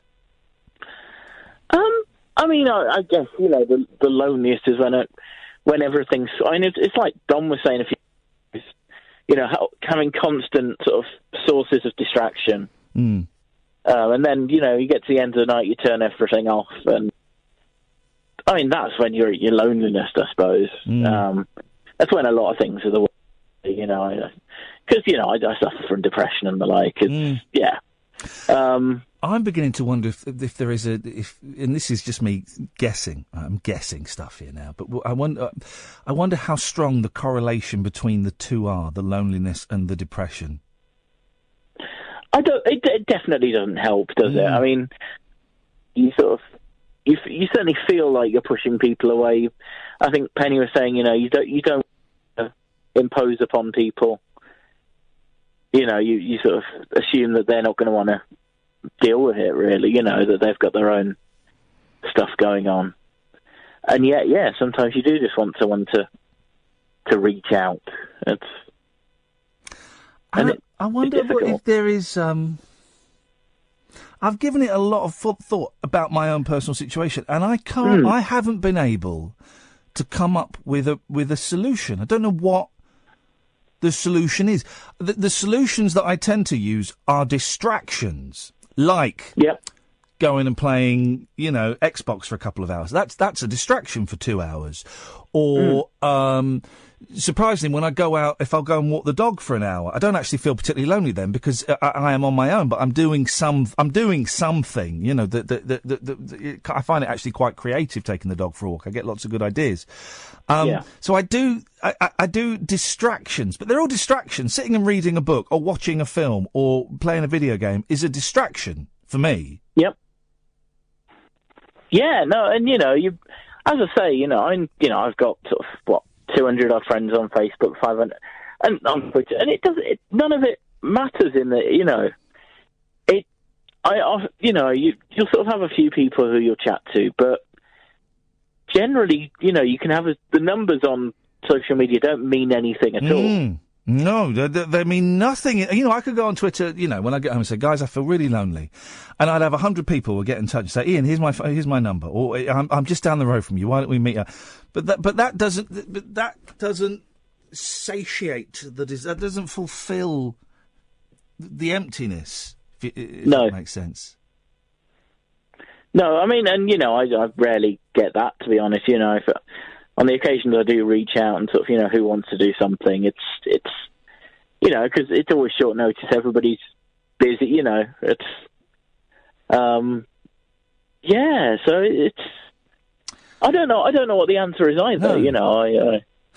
And I wonder if like, social media makes it worse. Because I really think it does. I think people have sort of been lulled into thinking that this is what friendship is now. Yeah. You know, as long as you click like on a photo every now and then, that's what your friend duty is in the 21st century. That's a brilliant way of putting it. That's what your friend duty is, clicking like on a picture. And also, I don't really use Facebook in the way that a lot of people do. In that I have a private account that I've got, like, I had about 20 friends. I've got 3 now because I had a big cull. And I just have that so I can run the Ian Lee page and a couple of Monkeys pages. But when I had about 20 friends on there,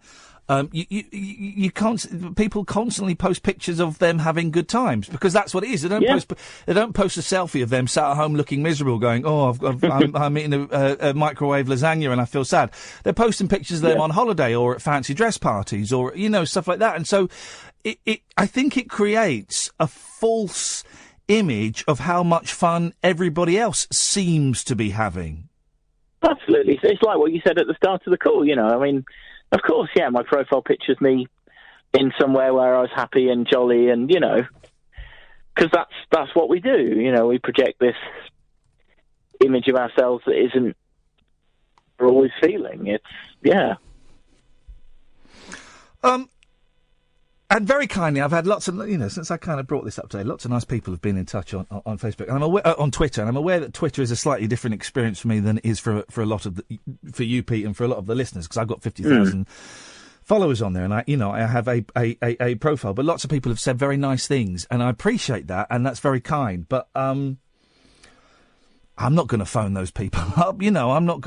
No. And I don't mean that in an arrogant, rude way. I just mean, realistically, I'm not. Realistically, I don't know any of the people that follow me on Twitter. And I've met some of them, and they're all delightful, and there are some people that follow me on Twitter who are arseholes, but I don't know them. I don't know you, Pete. No, not at all, we no. chat on Twitter occasionally. I don't know you. You don't know me.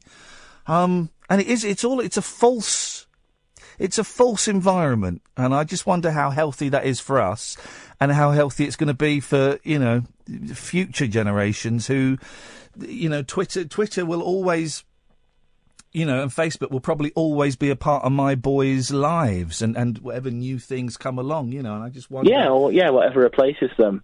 I mean, I think part of the problem is also, certainly where I'm concerned, if someone that I'm relatively close to does reach out and say, if you want to talk, half the time I don't know what I'd want to say anyway. In terms of sort of talking about what's bothering me, it all feels like ground that's been trod before. There's only so much you can say, especially with things like depression. It's like, there's not a lot to do about it, really. There's not a lot they can say. I think we'll come back to this, Pete. I think I fumbled and muffed up my first kind of, and it's the first time in a long time that I think I've failed to convey a concept that is in my head, and I've kind of not quite got it right. So I think this is something we will come back to at some point in the future. But I really appreciate you calling in this evening. Yeah, well, if you ever get that group started up, I'll be there. Nice one, man. Thank you, Pete. Cool. Have a good night. Cheers. Ta-ta. Ta-ta. Ta-ta. It's a hard. It's a hard. I can describe exactly how it feels to feel lonely, to feel depressed. I can describe that exactly. But the loneliness, I don't know. It's a real tough one to kind of get across. And also I feel a bit embarrassed saying it in front of Kath and Ed. I feel silly talking like this in front of you two. And I know that you go, oh, no, it's cool, it's fine. And of course it's cool and it's fine and stuff like that. But I feel silly saying all this stuff in front of you, and I feel a bit stupid saying it in front of, the periscopers, and saying it in front of you, dear listener. We have another hour to go. And as I said an hour and a half ago, you can call in about this, or you can call in about anything you want. I did try to watch that Oasis documentary, and I love a rockumentary. I love them. I watched one about the Stone Roses recently. I don't really like the Stone Roses, but it was Shea Meadows' film. It was such a good film. And the time just went like that. But this Oasis thing, I was just thinking, well, when does it get interesting? And it didn't. It didn't. They just felt like a plastic rock and roll band. Do you know what I mean? They just felt plastic, in as much as, Noel Gallagher was a big fan of rock, and he'd read all these rock autobiographies and biographies. So it just felt, I don't know, it just felt plastic. They didn't feel real. And Liam just felt like a real plastic rock. And I tell you the bit I turned it off, right, was they'd just been turned back from Holland because they'd been fighting on the boat. And then they went to a hotel and they started chucking stuff out of the hotel window. In the mid-90s, they were chucking stuff out of the hotel window. And I just thought, nah, I've seen this and heard this done so much better. And actually, I'm beginning to think those stories of rock and roll excess are quite tedious. I mean, everyone cites Keith Moon as a hero, and he was a hero of mine for a long time. I bet he was a right pain in the arse to be around. Some drunk bloke who was always off his nut and was you'd go into your hotel room and your bed and your TV was super glued to the ceiling. Or he drove a Rolls Royce into a swimming pool. Or the Who got banned from the entire Holiday Inn chain of hotels in the States because of him. You'd just be thinking, because he threw cherry bombs down the toilets and they blew up the whole... You think, oh, Keith Moon, just grow up, man. Goodness sakes. 0344 499 1000. This is Talk Radio. Across the UK, online and on DAB. A radio star is born. You're going to love Talk Radio. Talk Radio. We'll have a look at the I'm a Celeb lineup. I think you're in for a bit of a disappointment, dear listener. Late night, Iain Lee on Talk Radio. We have ways of making you talk.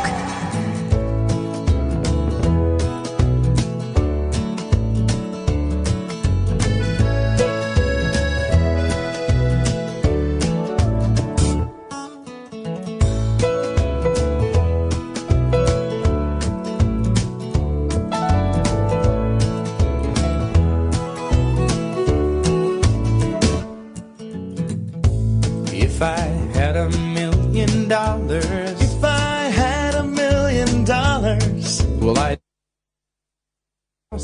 I would buy you a house. And if I had $1 million, if I had $1 million, buy you furniture for your house, maybe a nice Chesterfield or an ottoman. And if I had $1 million, if I had $1 million, well, I'd buy you a K car, a nice Reliant automobile.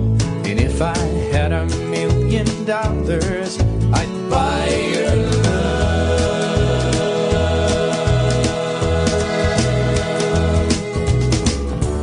If I had $1 million, I'd build a tree fort in our yard. If I had $1 million, you could help, it wouldn't be that hard. If I had $1 million, maybe we could put like a little tiny fridge in there somewhere. You know, we could just go up there and hang out. Like open the fridge and stuff, and there'll always be foods laid out for us with little pre-wrapped sausages and things. They have pre-wrapped sausages, but they don't have pre-wrapped bacon. Well, can you blame them? Yeah.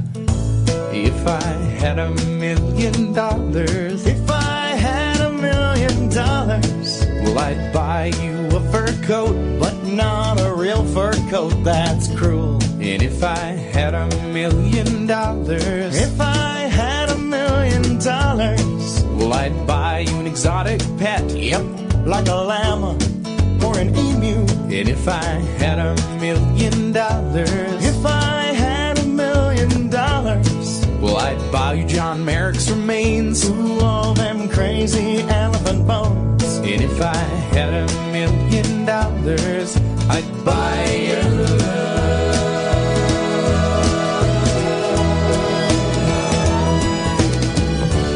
If I had $1 million, we wouldn't have to walk to the store. If I had $1 million, now we'd take a limousine 'cause it costs more. If I had $1 million, we wouldn't have to eat Kraft dinner. But we would eat Kraft dinner. Of course we would. We just eat more. And buy really expensive ketchups with it. That's right, all the fanciest Dijon ketchup.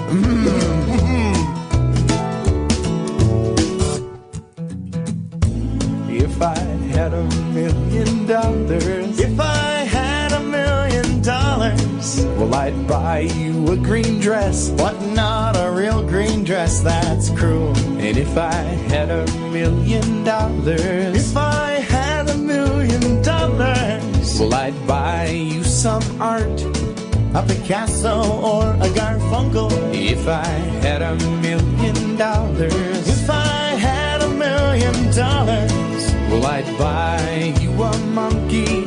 Haven't you always wanted a monkey? If I had $1 million, I'd buy your love.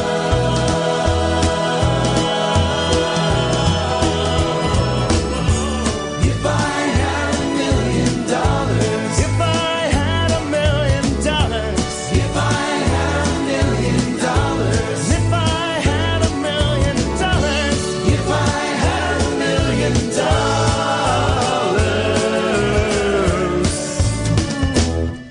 be rich. Gotta love the bare naked ladies. Fingers crossed, my record label, 7A Records, is going to be putting out a Stephen Page single for Record Store Day. Fingers crossed. 0344 499 1000 is the telephone number. I'm feeling thoroughly embarrassed after the last hour, but we can carry on talking about that or about anything else that you want, really. Let's go to Pablo. Good evening, Pablo. Hip, hip, hip. What kind of cake? Ooh, I'll go with Victoria Sponge. We had a little band rehearsal on Saturday. It's not really for any purpose. Just me and Spencer and Matt. We kind of get together and we make a noise. And Spencer brought some leftover birthday cake with him, and it was out of this world. Homemade birthday cake with. Here's the thing, right?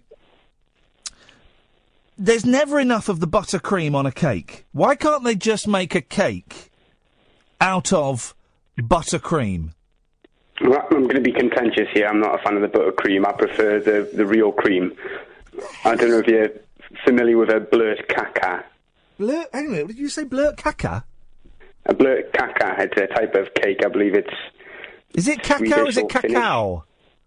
It might be cacao. I've only been told it by somebody else who's heard it. Because cacao is poo. Well, no, it's definitely not that. It's cacao. Is it chocolate? No, it's basically sponge type cake. Oh, maybe it is a caca. And then it's got kind of very firmly whipped cream layered around it like icing, but it's cream. And you don't like the buttercream? None of it's too buttery. I'm not a fan of butter. Yeah, but this is insanity. I didn't know perverts like you existed.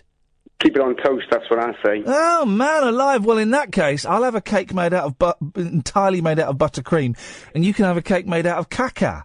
Well, to make it as uncontentious as possible, I'll change my answer to a lardy cake, which neither contains cream or butter or whatever. Does it contain lard? I think there's a bit of lard involved. Kath will know a lardy cake, I Kids assume. these days don't know they're born. I'm old enough to remember cooking a fry-up with lard. You get the block of lard out of the fridge, and you cut off a big chunk of lard, and you put it in the pan and let it melt. Beautiful. Fried eggs in lard, beautiful. Yes, lovely. Thanks. No, I was going to say in regards to the loneliness factor. Yes. That I'm completely on board with the thing. I feel loneliness in that regard, but I think it's more to go with a kind of I don't know if it's a nihilistic view, but I think a lot of it's just to do with the way society's kind of skewed these days.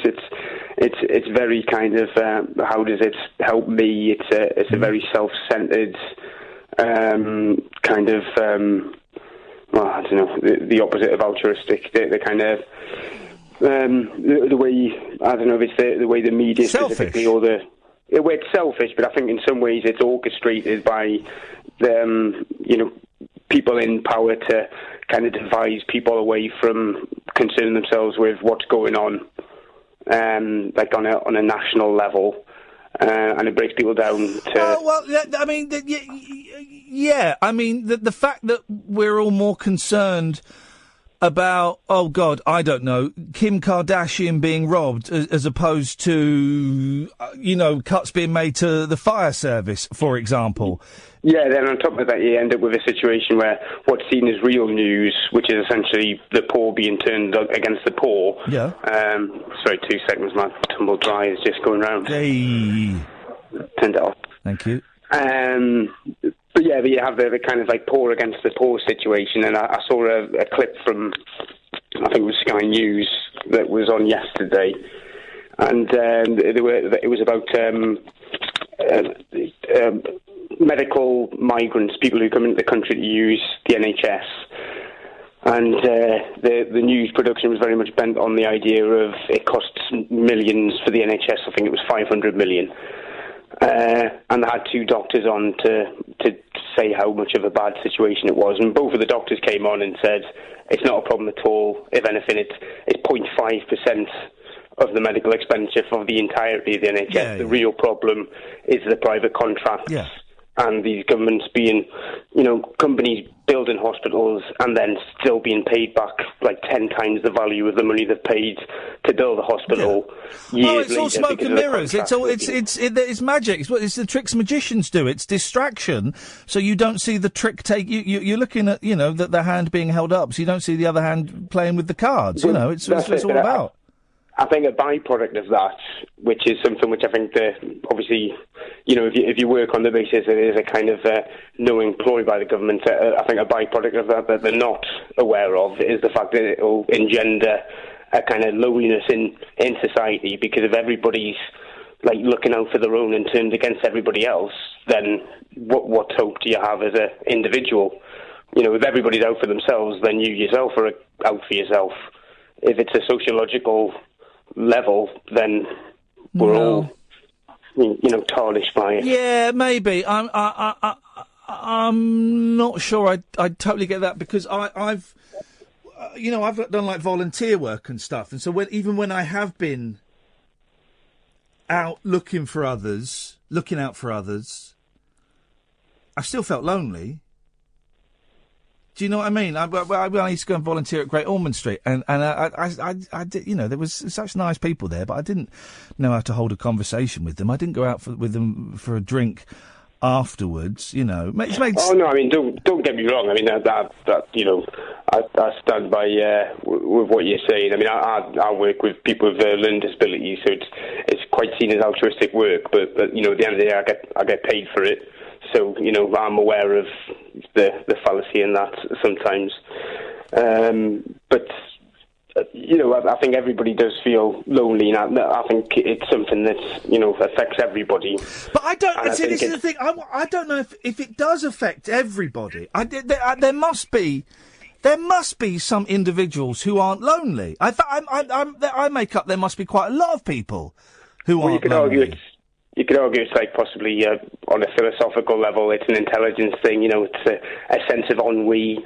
If you don't have the capacity to feel such things, then maybe you're not touched by it. Ignorance is bliss, etc. Yeah, I don't know if it's an intelligence thing, but I get the ignorance is bliss.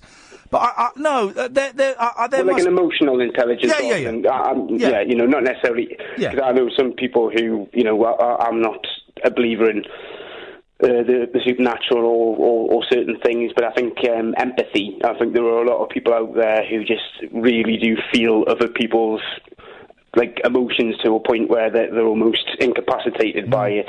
So people talk about bad vibes, but ultimately that's often just people. Maybe they're just feeling the bad vibes of the room and they just can't deal with it. It just reminded me, Kath, I need to bring in that Luke Haynes book, Bad Vibes, tomorrow. It just reminded me, thank you for saying that, Pablo, because it's reminded me I've got to bring in a book that I've been meaning to bring in for the last 2 months, the Luke Haynes book. Thank you, Pablo. 0344 499 1000. Dave! Hello, Ian. Hello, How Dave. you doing? Yeah, I'm all right, mate. What you got for us? Are you interested in science? Well, I think anybody who's not interested in science is either a fool or a religious freak. So, yeah, I'm definitely interested in science, Dave. What you got? I love descaling the kettle. Huh? You put, the magic powder in the kettle and get rid of all the lime and that on the bottom. Oh, man, that's science at its best. I've never done that. I just buy a new kettle. Lifestyles of the rich and famous? You know it. Yeah, because some people say use vinegar, but I mean... Well, vinegar, vinegar can do almost anything, right? There's a book called 1001 Uses for Vinegar, and it can get rid of stains, it can get rid of smells, it can descale, it can do all kinds of wonderful things. Yeah, but Twinings don't make vinegar-flavoured tea bags, do they? So I ain't putting that in my kettle. No way. But kettles are so... You say lifestyles of the rich and famous... But kettle... Sorry? Oh, yeah. I do, yeah. You just said it 30 seconds ago. I do, yeah. I say it quite often, yeah. It's a song, wasn't it? Who sang that? It wasn't Nickelback. It was Lifestyles of the Rich and Famous. Anyway, kettles are so cheap these days that I will happily, and I'll have a kettle for a couple of years, then I'll chuck it out and I'll buy another one. 15, 20 quid. Beautiful. You probably don't live in a hard water area. No, very soft water. Yeah. You know what else I do as well? 'Cause I like science. Go on, Dave. And I like recycling as well. Yeah, okay. When I'm like rinsing out my mouth with mouthwash, I spit it down the toilet instead of down the sink. So I like clean the toilet a bit as well. Hello. We use toilet duck. Yeah, but you don't rinse your mouth with that, do you? You see. No. I use recycling. No, I use mouthwash. So you could be 2-in-1, recycle, save the planet. Or you could. What was that campaign in the 70s where you and your partner to save water? If you see Sid, tell him. Sorry. If you see Sid, tell him. No, that was the 80s. That was when they sold British gas. No, but you and your partner to save water could have a dump at the same time. Ooh. Just 'cause it saves water. Having a dump at the same time, what? One sits on your lap and you do it through the gap? I think that was the campaign in the 70s. You're a bit older than me, I don't. That's true. That's true. Where is the science part of this conversation? You came on prefacing it, talking about how you like science. I've yet to hear any science. Descaling the kettle, man.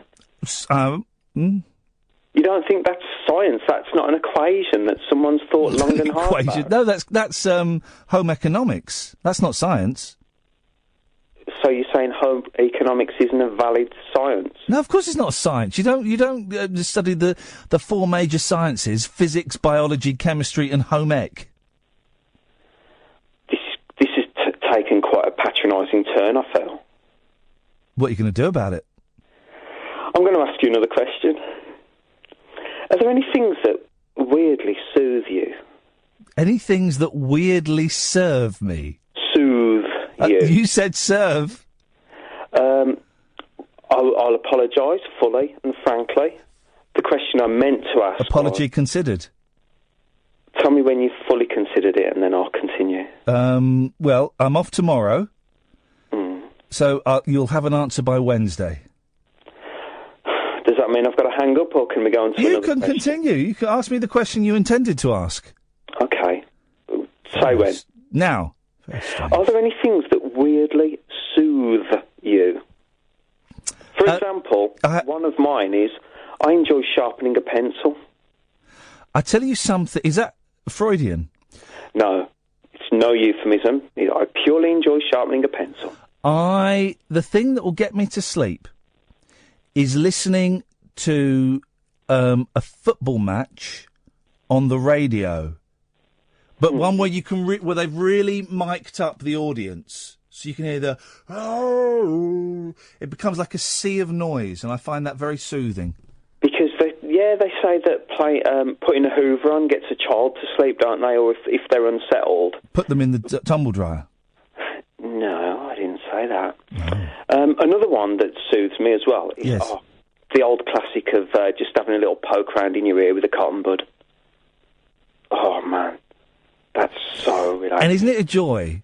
Oh, when you got a bit too deep. a big bit of brown comes out. Isn't it, though? It's the most satisfying thing. Yeah. How does your body know how to make wax? And could you make candles out of that wax? Wax and snot mixed together. This is getting a bit vulgar now. It's a little bit vulgar, so I suspect, Dave, we should probably say goodnight. I've got more questions if you want them, or I can save them for another time. Why don't you pick your top question you've got remaining? Okay. I'm having a lot of trouble getting a window cleaner. Could I cling film my windows if I make sure I don't get any bubbles in it and just change the cling film every month? Thanks for calling, Dave. Late night Iain Lee. On air and off the leash. On Talk Radio. We have ways of making you talk. Busy on the phones this evening. Hannah and Honey, stay there. 0344 499 1000. Yes, Dom. Good evening, sir. Good evening. I like Dave. He's a very good new caller. Never heard of him. No. Right. I want to do a tribute. Uh-oh. Yeah. To Jimmy Young? Can you? No, God no. Boy, oh boy, the stories I've heard about from people who've worked with Jimmy Young. I'm not even getting into that. I mean, I thought, I used to listen to him when I was growing up. My mum would have him on when she was doing the ironing. I thought he died a long time ago, but I know some people that work with him. Is it Watch Your Space sort of thing? It was no, nothing like. Oh God, no, nothing like that at all. But he had some very old-fashioned views. Anyway, okay. Go on then, Dom. Tribute, yeah, go on. I like tributes. Right, I'm going to start this up. Can you park a call and then dip into it every now and again? Park a call? Can you put me on the line and then? Yeah. We'll just keep coming back to you. Fantastic. Well, what I'll do is a tribute to Barry and his attempts to do the New Zealand place name thing. Oh, yeah. In combination with a tribute to a very good podcast that you should give to Matt or Redamthing, let them release it again. Shindiggery. Okay, no, that's not. Shindiggery is a thing. It's the first podcast I did on my own when I was at LBC. And it was very avant-garde. It was also very, very sweary. My favourite one was the one where it was just me basically testing the technology. No, the one where I just said Rufus Hound for 15 Guess what minutes. I'm going to do? What are you going to do? I'm going to do the New Zealand thing for 15 minutes. Beautiful. Where you go? Tamata wakatangi hankuiyo, tamatai tori bikaki bikimanga, aranaka baka wana wakatakatani, madiku atan lukama mikatora. Tamata wakatangi hankuiyo, tamatai tori bikaki bikimanga, aranaka baka wana wakatakatani, madiku atan lukama mikatora. Tamata wakatangi hankuiyo. Sure, so I did for 15 minutes. I said Rufus Hound's name like this for 15 minutes. It was Shindiggery. I don't even know if I've got it on my computer anymore. Let me just have a look. Hang on a second. Tamata wakatangi hangi kubiyu, tamatai tori bikaki bikimanga, aranaka baka wana wakatakatanu, madiku atana luakama mikatora. I've got them. I've got the Shindiggeries on this computer. I'm not releasing them. Too sweary. Very sweary. We'll let him carry on. Honey! Hello. Hey, honey, just... Yeah, he's going to keep going. All right, honey, what you got for us? I want to say that I don't think you should feel scared or nervous to say that you're lonely. Yeah, I don't know why, but I feel silly and I feel nervous and I feel stupid. I know what you mean, because I think most people who feel lonely, it's more of a feeling of no one understands you, or you have no one to talk about. I mean, no one to talk to about things that you like because they don't understand. And I feel like most people, or if not everyone, thinks that they're a bit weird and no one else is really like them. And I don't think most people meet someone else who's actually like them, and that's why they feel so lonely, even if they have friends, because a lot of their friends don't really get what they're about or what they like or something. Yeah, I know what you, I think I know what you mean. But I know people that kind of get I know some people that get some bits of me. I don't know, but I feel a bit embarrassed having brought up the subject now. Do you know what I mean? Yeah, I know what you mean. I feel a bit dumb.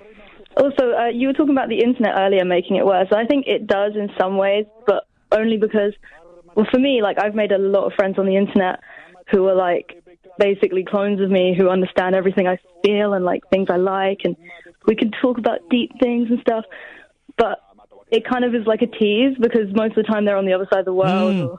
And I've made friends on the internet. I've been lucky enough. I've been to the States and I've met these friends that I've made, and I've been to shows with them. I met this when I was going to go over to see the Monkees a couple of years ago. This lovely woman, who now I've just thought I can't Kim.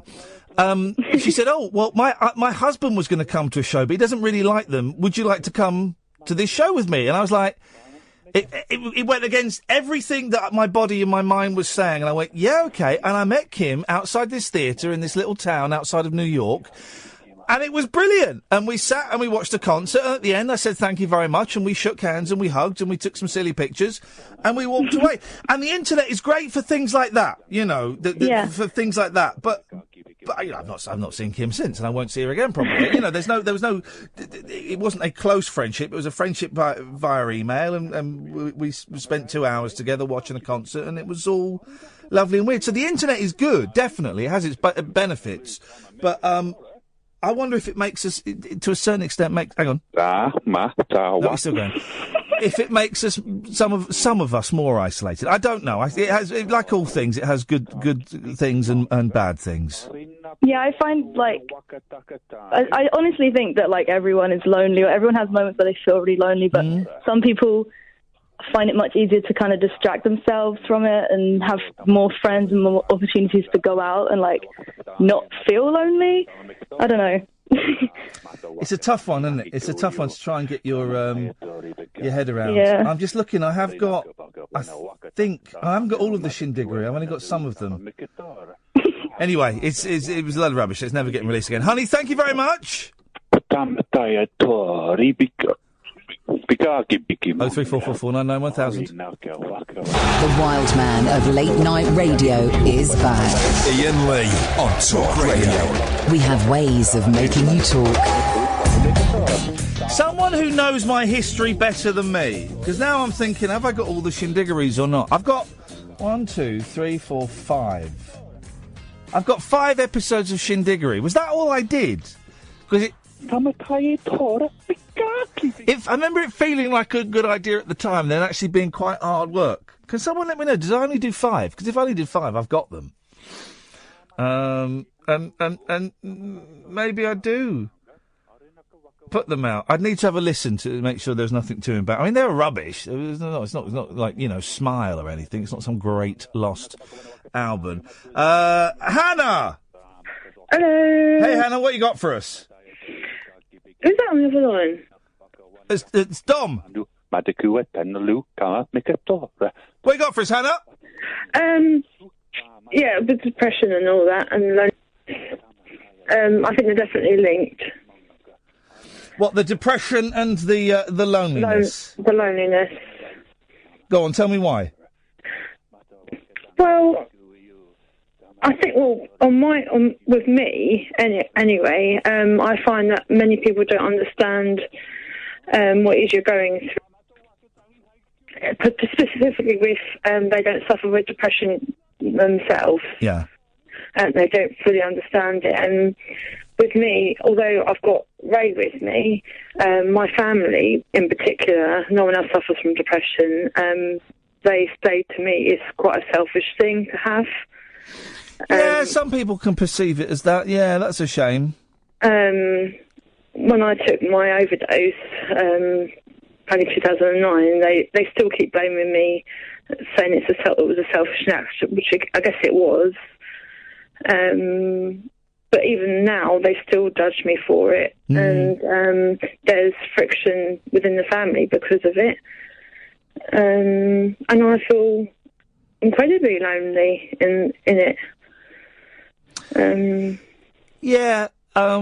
When there is outright hostility towards a predicament that one is in, that would definitely alienate you from people around you and stuff. I can understand that totally. Yeah.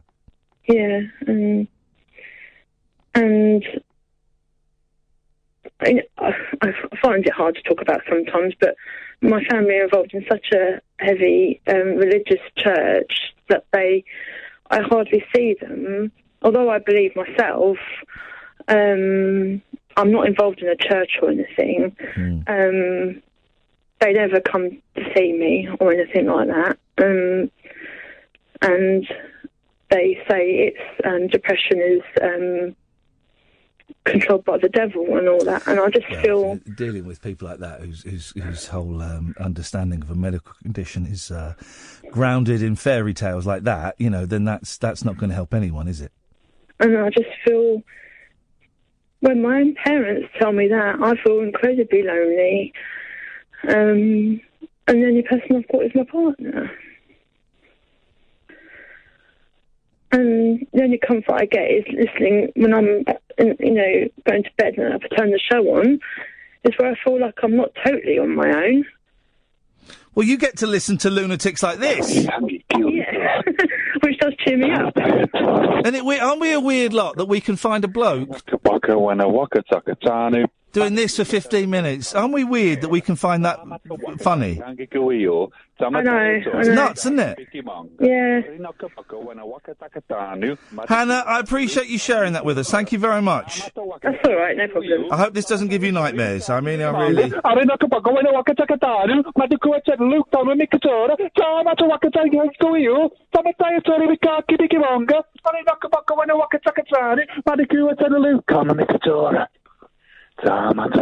James, you're on the wireless.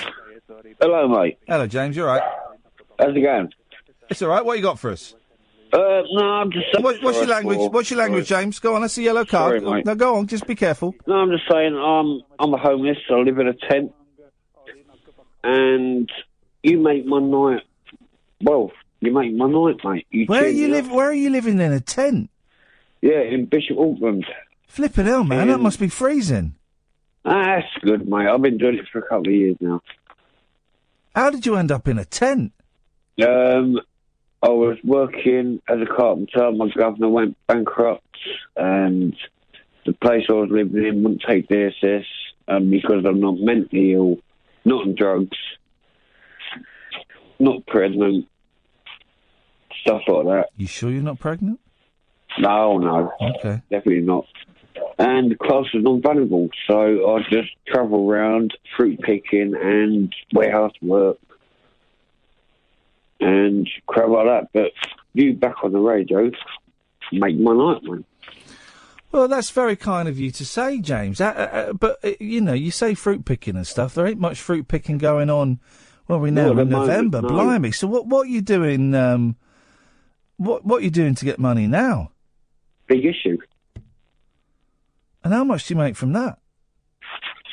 Maybe 10, maybe £15 a day. And you can survive on that? Yes. Wow. There's always, what's it called? Skip grazing. Skip grazing? Yeah. Around the back of old supermarkets that throw out their crap. Yeah, and getting food from there? Yep. Have you got any family or friends or anyone? No. I've got 2 dogs. What are they called? They keep me company. Yeah, I bet they do. What are they called? One's called Dink. Tell me the other one's called Donk. Jank. All right, Jank. We've got Dinky Jank. And you got no family or anything? No brothers or sisters or cousins? No. Blimey. I prefer it that way.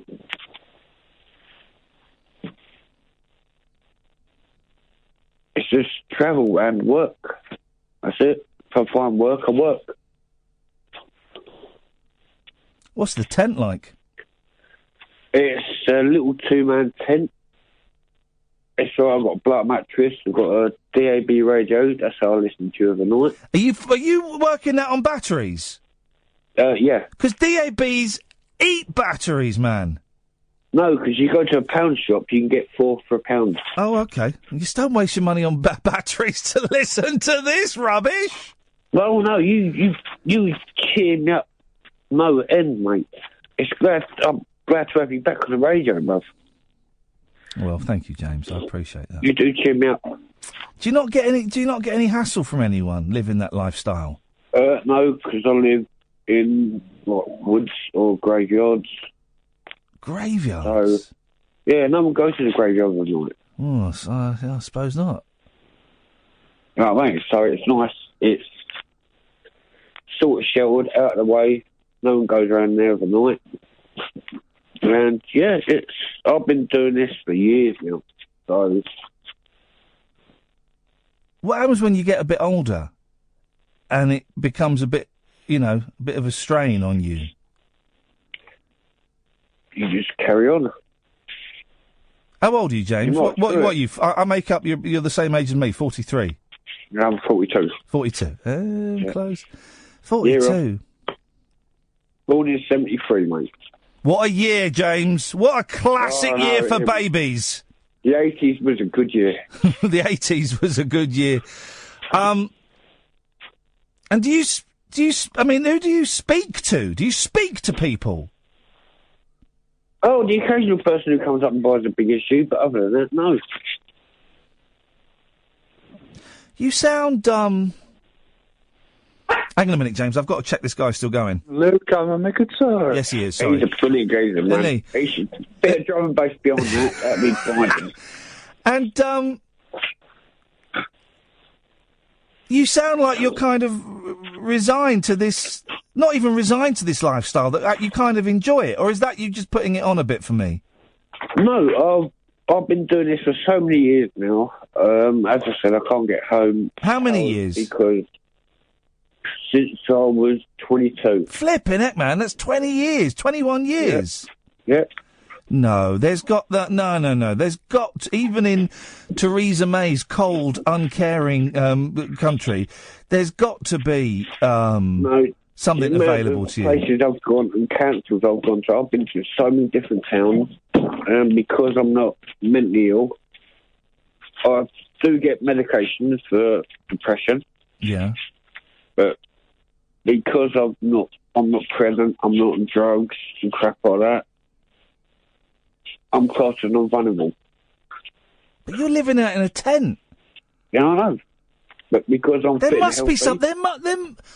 I can't believe this. There must be something that this country can do for you. I have tried so many homeless person units and councils and that. No. So I just travel around, pick up work where I can, and just carry on with it. I've got the 2 dogs. One's 8, one's 7.5. And, we just travel around together. Where did you grow up? South London.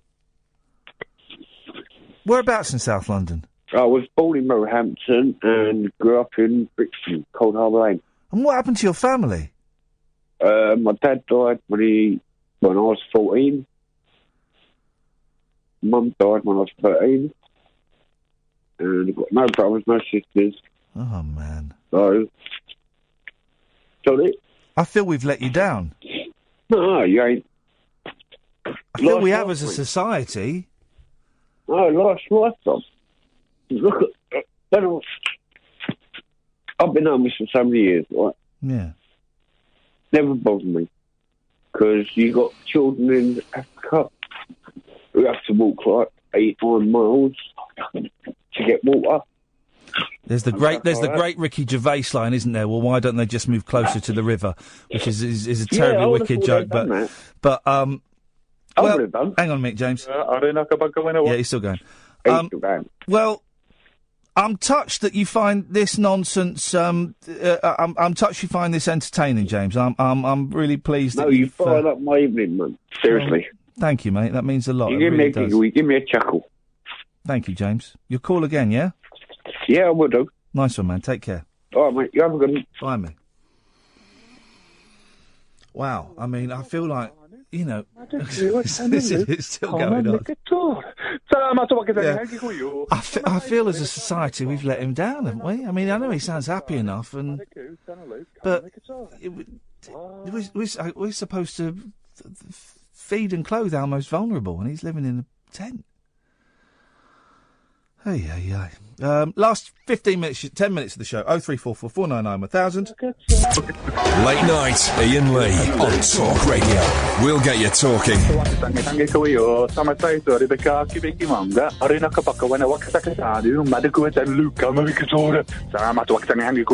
Still going on. Yes, Mark. Hello, Ian. How are you? I'm good, thank you, Mark. How are you? I'm mighty fine, thank you. However, I have come to challenge you. Challenge accepted. Pradeep. Oh, jeez, Mark. I mean, come on. You want to come up from the little kids' table up to the adult table? Really? You sure you don't want to sit down there and eat your mashed potato and beans? We're having caviar up here. I love caviar. I love mashed potatoes as well. All right, then. Are you ready? Yeah, Ed, you're going to give us a 1, 2, 3, go. We start on the go mark, OK? You ready? Ready. Hang on you ready, Mark? I'm ready. Hang on. 1, 2, 3, go.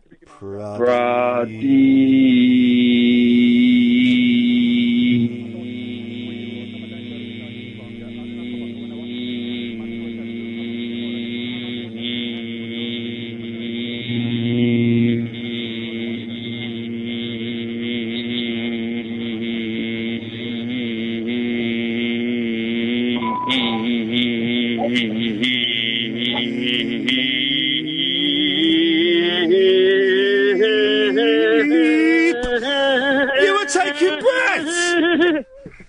You were taking breaths, Mark! I wasn't. You can see my face now. I wasn't. You were taking breaths. totally taking breaths, Mark. You can see my breath now. I don't want to see your face breasts. You were totally no. You were Yes, you can fluctuate the signal, but you were there were breaks in the signal. Not having that, Mark. Not having that at all. Ian, I love you. Thank you very much for calling. Terrible. Although now I'm overweight, I do find Pradeep's a little bit harder. Hello? Have you finished? 25 minutes, I think that'll do. Thanks very much indeed. Lightweight. Now I'm putting on a bit of weight. I find the Pradeep's a bit harder, but still I destroyed him. Oh gosh, we've got 6 minutes to go, and not a call in the house. Oh, dearie me. Oh, so I watched I watched 35 minutes of the Oasis film, and then I switched it off because it was utter pony. Utter pony. It was rubbish. And I then watched the film that you lot had recommended, because I'd asked for films with men in boxes, and a lot of you recommended a film called Locke, L-O-C-K-E. Well, I watched it, and you were stretching it a bit. He wasn't trapped in anything.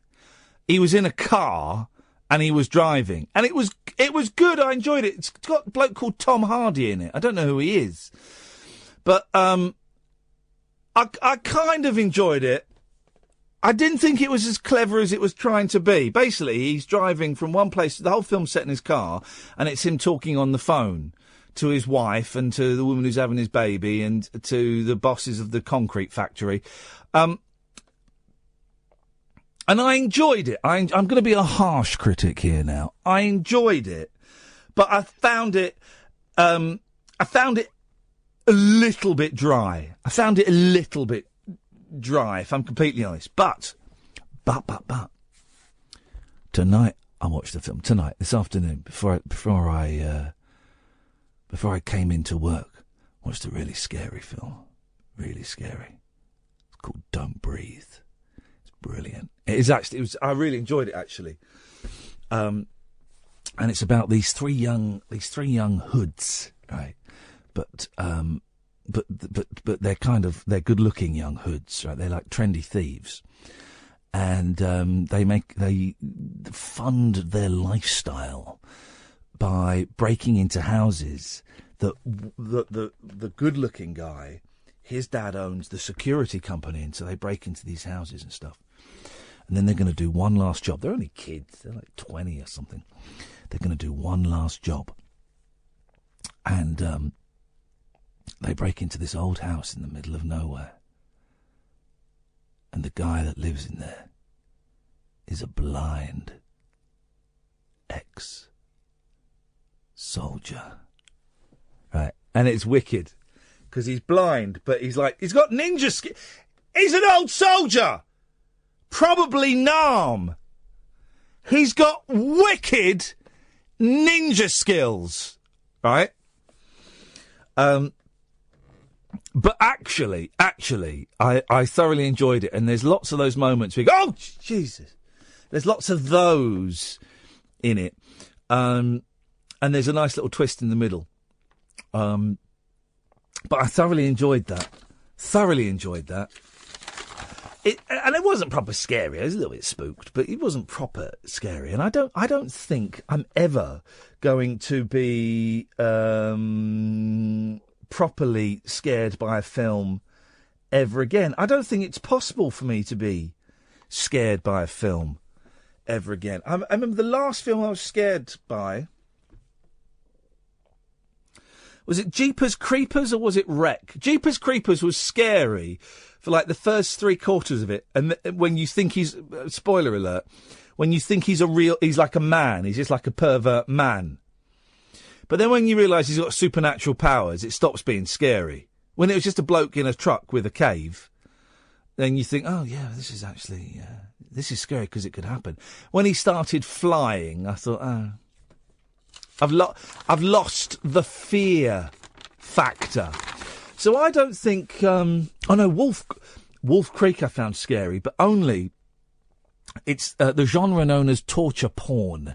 And so basically it's this lot, people being tortured. And me and my wife, we watched like the first... It doesn't really start... It takes about 45 minutes before it starts to get a bit nasty. And then it gets really nasty and we both went, I'm not enjoying this, let's stop it. And we stopped it. It was really horrible, actually. And then about a year later, I went back to it on my own and watched it. And I managed to get through that bit. And once you get through that bit, it was the rest of it was a piece of cake. Really, there was nothing particularly scary about it at all.